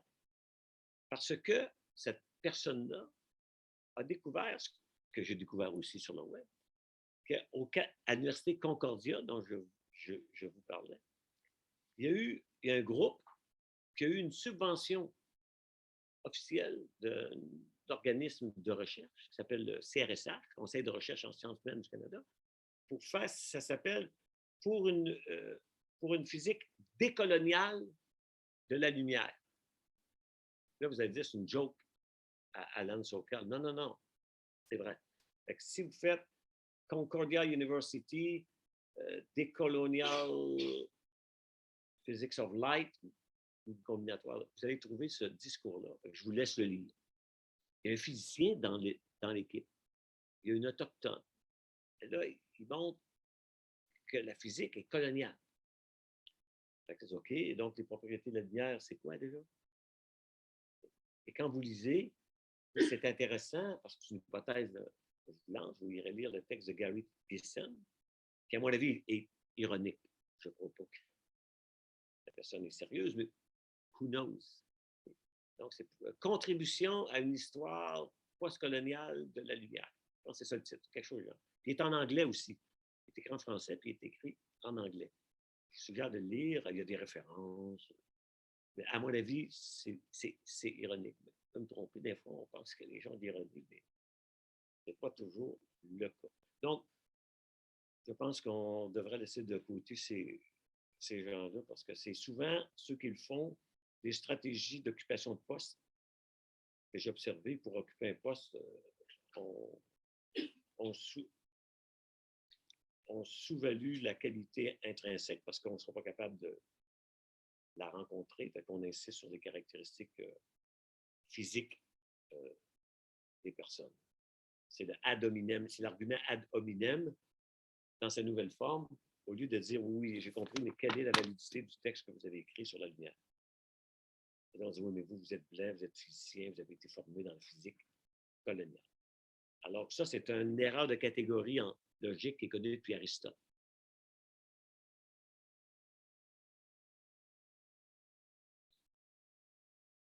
Autre chose? Oui, donc Monsieur Lamy, c'est votre tour. Okay. Oui, comme c'est un peu consensuel, je vais titiller un peu Yves et aussi Cyril Imbert à propos de la discussion. Je vais revenir à la discussion sur les valeurs. Toi, comme Cyril Imbert, vous disiez là que finalement, la question, ce n'est pas les valeurs qui déterminent le choix des sujets de recherche. C'est trivial, évidemment, ça joue un rôle.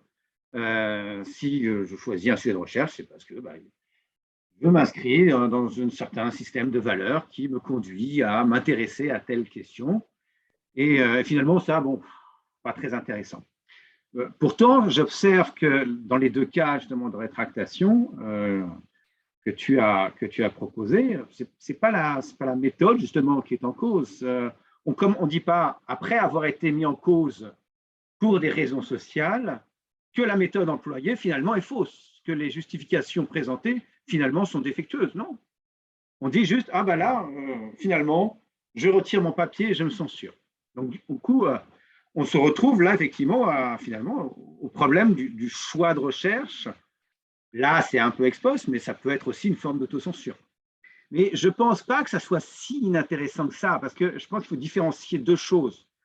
Le rôle des valeurs, tel qu'on l'a pu le discuter depuis effectivement des décennies chez Hempel ou même avant, dans la détermination du choix de recherche, effectivement, je suis intéressé Voilà, je crois qu'il y avait une histoire à propos de Bohm et sa théorie quantique alternative, parce qu'il voulait surtout, effectivement, il était porté par ses valeurs marxistes et il n'aimait pas trop l'antidéterminisme de la physique quantique telle qu'elle était développée par… Voilà, bon, David Bohm, c'est un classique. Ouais. C'est ça, c'est un classique. Donc ça va. Mais là, on n'est pas là-dedans, j'ai l'impression. J'ai l'impression qu'on est plus dans des formes de retrait. On a le désir de s'engager sur une voie de recherche, mais on n'ose pas parce qu'il y a des pressions sociales qui nous en dissuadent. Exactement. Donc là, c'est différent. C'est aussi un problème de valeur, et de valeurs qui déterminent les choix de la recherche, mais je n'ai pas l'impression que ça soit de la même nature que les valeurs qui intrinsèquement me portent à étudier certains sujets. Donc, je pense qu'il faudrait effectivement distinguer les deux cas. Mais je pense qu'on le fait tout le long. C'est pour ça que je dis le premier ne m'intéresse pas, alors que le deuxième, justement, c'est celui que j'ai étudié, de dire, par pression sociale, les gens reculent et absorbent l'autoflagellation, c'est le mot que je cherchais. L'Américain disait, oui, je suis responsable. Un juge qui aurait regardé ça lui aurait dit, écoute mon coco, énerve-toi pas, tu n'es pas responsable. Tu te trompes. Mais pourquoi il dit qu'il est responsable? Parce qu'on est depuis une dizaine d'années, dans cette pression. Oui, c'est de ma faute. Oui, je m'excuse. Regardez l'évolution du mot « je m'excuse ». Je n'ai jamais vu ce mot-là autant prononcé. Je dis, moi, je ne m'excuse pas, à moins vraiment qu'il y ait une maudite bonne raison. Je te pile ses pieds, je vais m'excuser, mais je ne m'excuserai pas de dire les choses clairement, même si des fois, c'est perturbant. Et il y a toute une euphémisation du langage qui amène les gens à s'excuser constamment. Donc, effectivement, pour revenir à ce qu'on a dit tantôt, je vous suggère de lire un des premiers chapitres de la réédition de Pierre Bourdieu, « Travail et travailleurs d'Algérie ».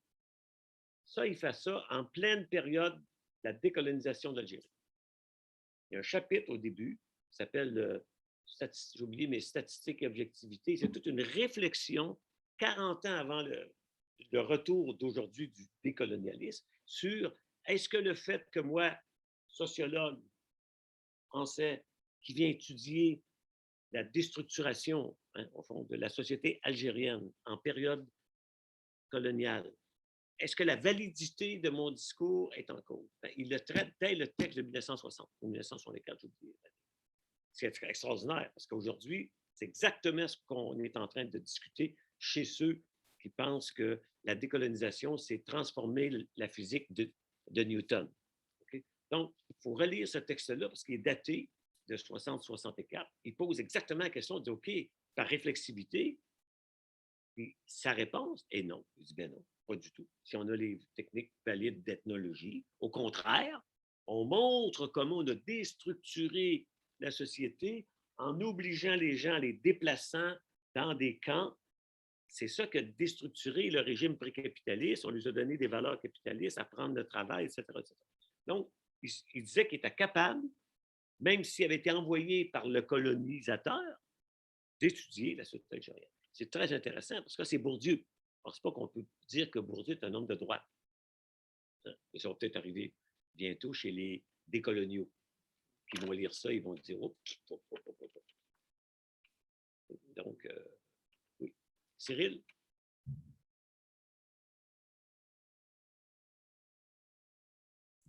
On ne t'entend pas vraiment, hein. C'est micro prometteur, mais… Oui, vous avez parlé de la justice citationnelle en disant effectivement, on ne veut pas citer les gens pour des questions de diversité. Je me demandais quand même s'il n'y avait pas un aspect sur lequel la moralisation du processus était peut-être légitime. C'était la question de la diversité linguistique, parce que on peut être universaliste, mais il n'y a pas d'universalisme linguistique. Du coup, est-ce que… Alors, en fait, il y a deux questions. Il y a la question sociologique, c'est est-ce que vous connaissez des choses enfin, qu'est-ce qui se passe? Tout simplement, je ne suis pas sociologue. Qu'est-ce qui se passe sur cette question de la moralisation linguistique? Est-ce que ça marche autant que les autres ou est-ce que ça prend autant que les autres? Et ensuite, il y a tout simplement la question de la légitimité, parce qu'effectivement, le fait d'être dans une communauté, ça peut permettre d'éviter certaines critiques. Et donc là, justement, de ne pas prendre en compte, donc il n'y a pas un devoir de diversité linguistique qui est problématique à mettre en place, hein. Mais parce qu'autrement, enfin, si on ne fait pas ça, si on n'a pas cette, ben, on risque d'être gêné avec la norme de self-organized, la 4e norme de Merton, quoi. Ouais, OK. Pour le premier, juste une clarification, c'est que si on dit on ne veut pas choisir les citations donc, sur la base des caractéristiques physiques des personnes. Moi, ce n'est pas ce que je dis. Moi, j'observe le fait. Je dis, si on fait ça, qu'est-ce que ça va donner sur la connaissance? Et là, on peut faire une hypothèse, on dit, ben, si tu cites ça, est-ce que vraiment c'est un papier utile? Je ne le sais pas, mais si tu me dis oui, oui, oui. Donc, puis là, tu me dis, OK, j'ai un test, j'ai 2 papiers qui disent à peu près la même affaire. Comme je dois en citer un seul, là, je vais prendre le temps de dire, bah, j'ai cité assez de gars, moi, c'est une fille. Donc là, tu dis, c'est un choix neutre, entre guillemets, sur la connaissance.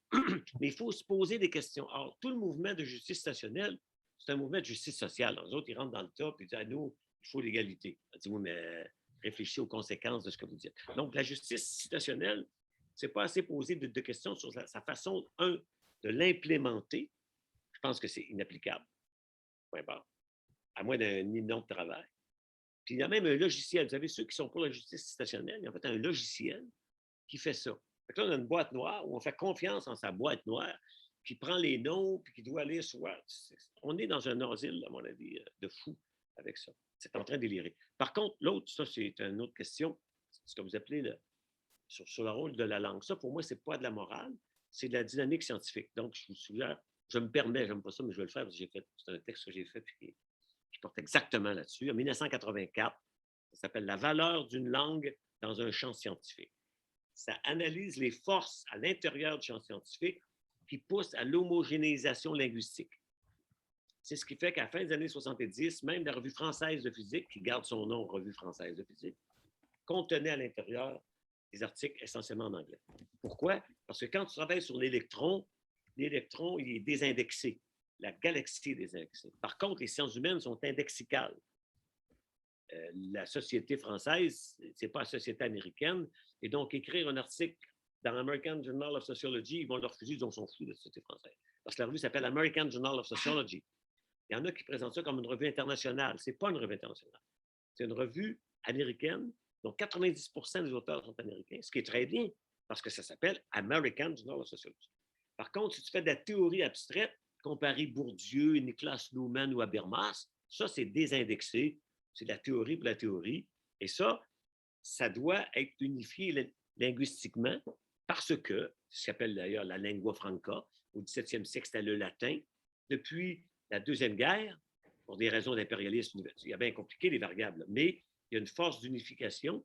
Et même les Chinois publient en anglais dans les revues internationales en anglais parce qu'ils savent que ce n'est pas nous autres qui allons apprendre le chinois. C'est un peu plus compliqué que d'apprendre un broken English. Donc, il y a des forces à l'intérieur du champ, d'où le fait, je dis, la valeur d'une langue dans un champ scientifique. De quel champ on parle? Si on parle de la sociologie, les langues nationales existent, malgré des gens qui ne comprennent pas la valeur indexicale des sciences humaines et qui pensent qu'il existe un champ. Puis on a fait un article dans l'European Journal of Sociology sur les effets de la traduction totale de toute la revue française de sociologie, revue française de Sciences Po. Mais ça n'a aucun effet. C'est des millions d'euros qui ont été gaspillés à une idéologie d'unification linguistique d'un champ qui n'est pas unifié linguistiquement parce que la société est le sud des États-Unis, c'est pas l'Angleterre, etc., etc. Donc, c'est pas le choix d'une langue, pour moi, ça ne relève pas de la même... C'est les forces objectives du champ. C'est que si tu ne veux pas de visibilité, publie dans ta cave, dans ta revue, que tu as découvert le boson de Higgs, mais ce n'est pas une bonne idée. Si tu découvres le boson de Higgs, il faut que tu le dises en anglais dans Physical Review Letters, parce que c'est là que tu optimises ta visibilité. Et ça, c'est les forces objectives du champ. Après, on peut pleurer, mais c'est la loi du champ. Le nomos, comme dit Bourdieu. Merci du conseil. Merci infiniment. Yamina, c'est à toi.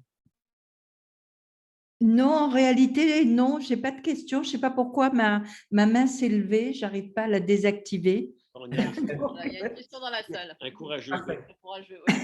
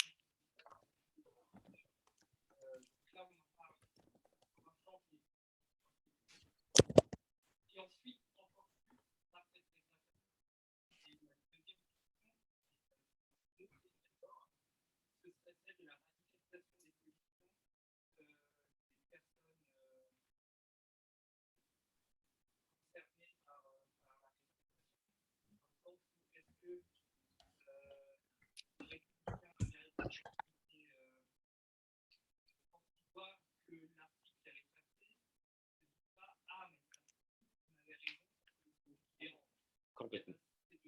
Ouais. Alors, attends, il faut résumer les questions. Vous n'avez pas entendu les questions, je suppose? Rien du tout, rien du tout. Rien du tout. Alors, comment je vais dire? Bon, le premier, c'est sur les effets de la rétractation des articles. Est-ce qu'au fond, le paradoxe, c'est pas qu'en rétractant à un certain point, il y a ce qu'on appelle un effet de bord, que ça rend encore plus visible cet article-là, que les gens ne seraient pas allés voir, ça n'avait pas été rétracté, ce qui est effectivement le cas. On ne sera pas allé voir ça, parce qu'il y en a des millions d'articles, puis il n'y a pas le temps de tous les lire. Et là, je suis allé voir parce qu'il y a eu cette rétractation. Sauf que ça, c'est pas il est certain que le but, c'était pas de rétracter l'article pour le rendre visible. Et l'effet est plutôt ce qu'on appelle en anglais un chilling effect, c'est que ces auteurs-là, bon, je ne vais pas les interviewer, là, mais c'est dans un projet de recherche en bonne et due forme, j'aimerais les interviewer pour dire que je pense que la conviction est évidente à les lire. Ils ont fait le salam alek. Oui, nous, on est pour l'égalité. Ils sont mis à genoux devant les. Donc, ils ont eu peur, ils ont rétracté. Au lieu de se tenir droit et de dire trouvez l'erreur dans ma méthode. Et dans l'autre papier, prenez les deux papiers en même temps. Parce que lui, il est bon, puis lui, vous ne l'aimez pas. Si un n'est pas bon, l'autre n'est pas bon. Ou sinon, expliquez-le. Donc, ça, c'est vraiment, il y a un effet de refroidissement. Ce qui revient à ce qu'on disait tantôt, il y a des gens qui n'ont pas la colonne vertébrale pour étudier certains sujets. Hein, parce que dans les sujets en sociologie, il y a les sujets chauds et les sujets froids. Les sujets chauds, il faut apprendre à les refroidir parce que ça va nous exploser en plein visage. Si on ne sait pas les refroidir, on ne contrôlera pas l'effet social. Et effectivement, là, ce qui est très intéressant dans Internet, c'est que avant Internet, ce papier-là n'aurait été lu que par des bibliophiles. Le problème, en un sens, la réalité, c'est que maintenant, j'en ai lu des commentaires sur ce papier-là, parce que moi, comme je connais la bibliométrie, quand je vais aller voir. Ce qui est extraordinaire, c'est que c'est tous des scientifiques qui ont du temps à parler, qui regardent dans le dialogue et disent oui, comment ils ont, par exemple, un que j'oublie, on parle à des enfants qui n'en connaissent rien, mais c'est des biologistes, ils pensent que parce qu'ils sont biologistes ou physiciens, ils connaissent tout. Fait que là, il y a un commentaire que je n'oublierai pas qui dit ouais, je regarde, ils disent qu'ils reconnaissent le sexe. Comment ils font? Comment ils font? Renseigne-toi. Il y a des bases de données dans toutes les langues qui vous permettent de reconnaître à 90% que tel auteur, si tu as le prénom, Yvette, c'est une fille, Yves, c'est un gars. Il y a des bases de données. Okay? Tu enlèves les noms neutres, Claude, Dominique, et si tu as des échantillons assez élevés, tu as des données représentatives par genre, sur de grands. J'en ai fait plein de ça. C'est des bases de données standards. Donc là, tu es obligé de répondre à des gens qui, parce qu'un doctorat en biologie, ils viennent nous faire la leçon sur la sociologie. Ça, c'est le problème. Puis c'est eux qui disent ça se peut pas. Je ne commencerai pas à aller dans ton labo de chimie pour te dire comment fonctionnent tes gènes. Là. Fait que fous-nous la paix. Suis des cours de statistiques avant de nous faire chier avec tes conneries. Donc, c'est ça le problème, c'est que là, tout le monde commentait ce papier-là qui ne connaissait rien. Okay? Parce que la bibliométrie, ça peut être compliqué. Il y avait 6 millions d'articles, il y avait des modèles randomized. C'est compliqué. Donc, il faut prendre le temps de le faire. Il y a une forme de suffisance chez un bon nombre de scientifiques qui pensent qu'ils peuvent prendre un papier de sociologie et le lire en 5 minutes. C'est l'effet qui est arrivé avec ces deux textes-là, parce que ce n'est pas des experts qui peuvent critiquer ça. Les experts savent que le papier est bon. Ils le savent. Parce qu'ils connaissent la méthode. Donc, c'est un problème. Et on peut s'attendre à ce qu'il y en ait de plus en plus parce que, un coup que tu as lancé ça sur Twitter, tu perds le contrôle. Là, ça s'en va dans toutes les directions. Et les revues sont frileuses. Donc, Nature Communication, au lieu de dire on se calme, là, écrivez une réponse, on la publiera. C'est pas ça qu'ils ont fait. Ils ont mis un comité de relecture. Comme je vous ai dit, le comité de relecture ne disait pas il faut rétracter ça. C'est pas ça qu'ils disaient. Ils disaient là, il faudrait clarifier telle affaire, il faudrait éclairer telle chose. C'est un deuxième peer review. Le peer review n'est jamais parfait. Tu arrêtes où? C'est une série infinie, ça. Hein? Tu dis, j'ai demandé à 2 sont pour, mais au cas que ce ne soit pas bon, mais demandez à 2 autres. Et 2 autres, ils disent sont pour aussi. Et bien là, on peut-être demander à 6. Donc, il faut revenir de pied à terre que les publications, c'est imparfait. Il faut jouer les règles du jeu scientifique. Moi, je l'ai fait souvent, comme là, Kyler, il a publié dans QSS. Je réponds point par point à son texte. Je n'ai pas demandé la rétractation du texte de Kyler. hein, ce que certains feraient. Et donc, OK, on a un débat scientifique. Quels sont tes arguments? Ça, c'est un argument moral, parce que je pense qu'il y a des caractéristiques syntaxiques. Écrire sur un ton moral n'a pas les mêmes caractéristiques qu'écrire sur un ton descriptif. Super, merci infiniment. Nous devions nous arrêter après 1h30. Là, on est à 2 heures. Cyril lève sa patte. On sort du bâtiment, alors sinon on va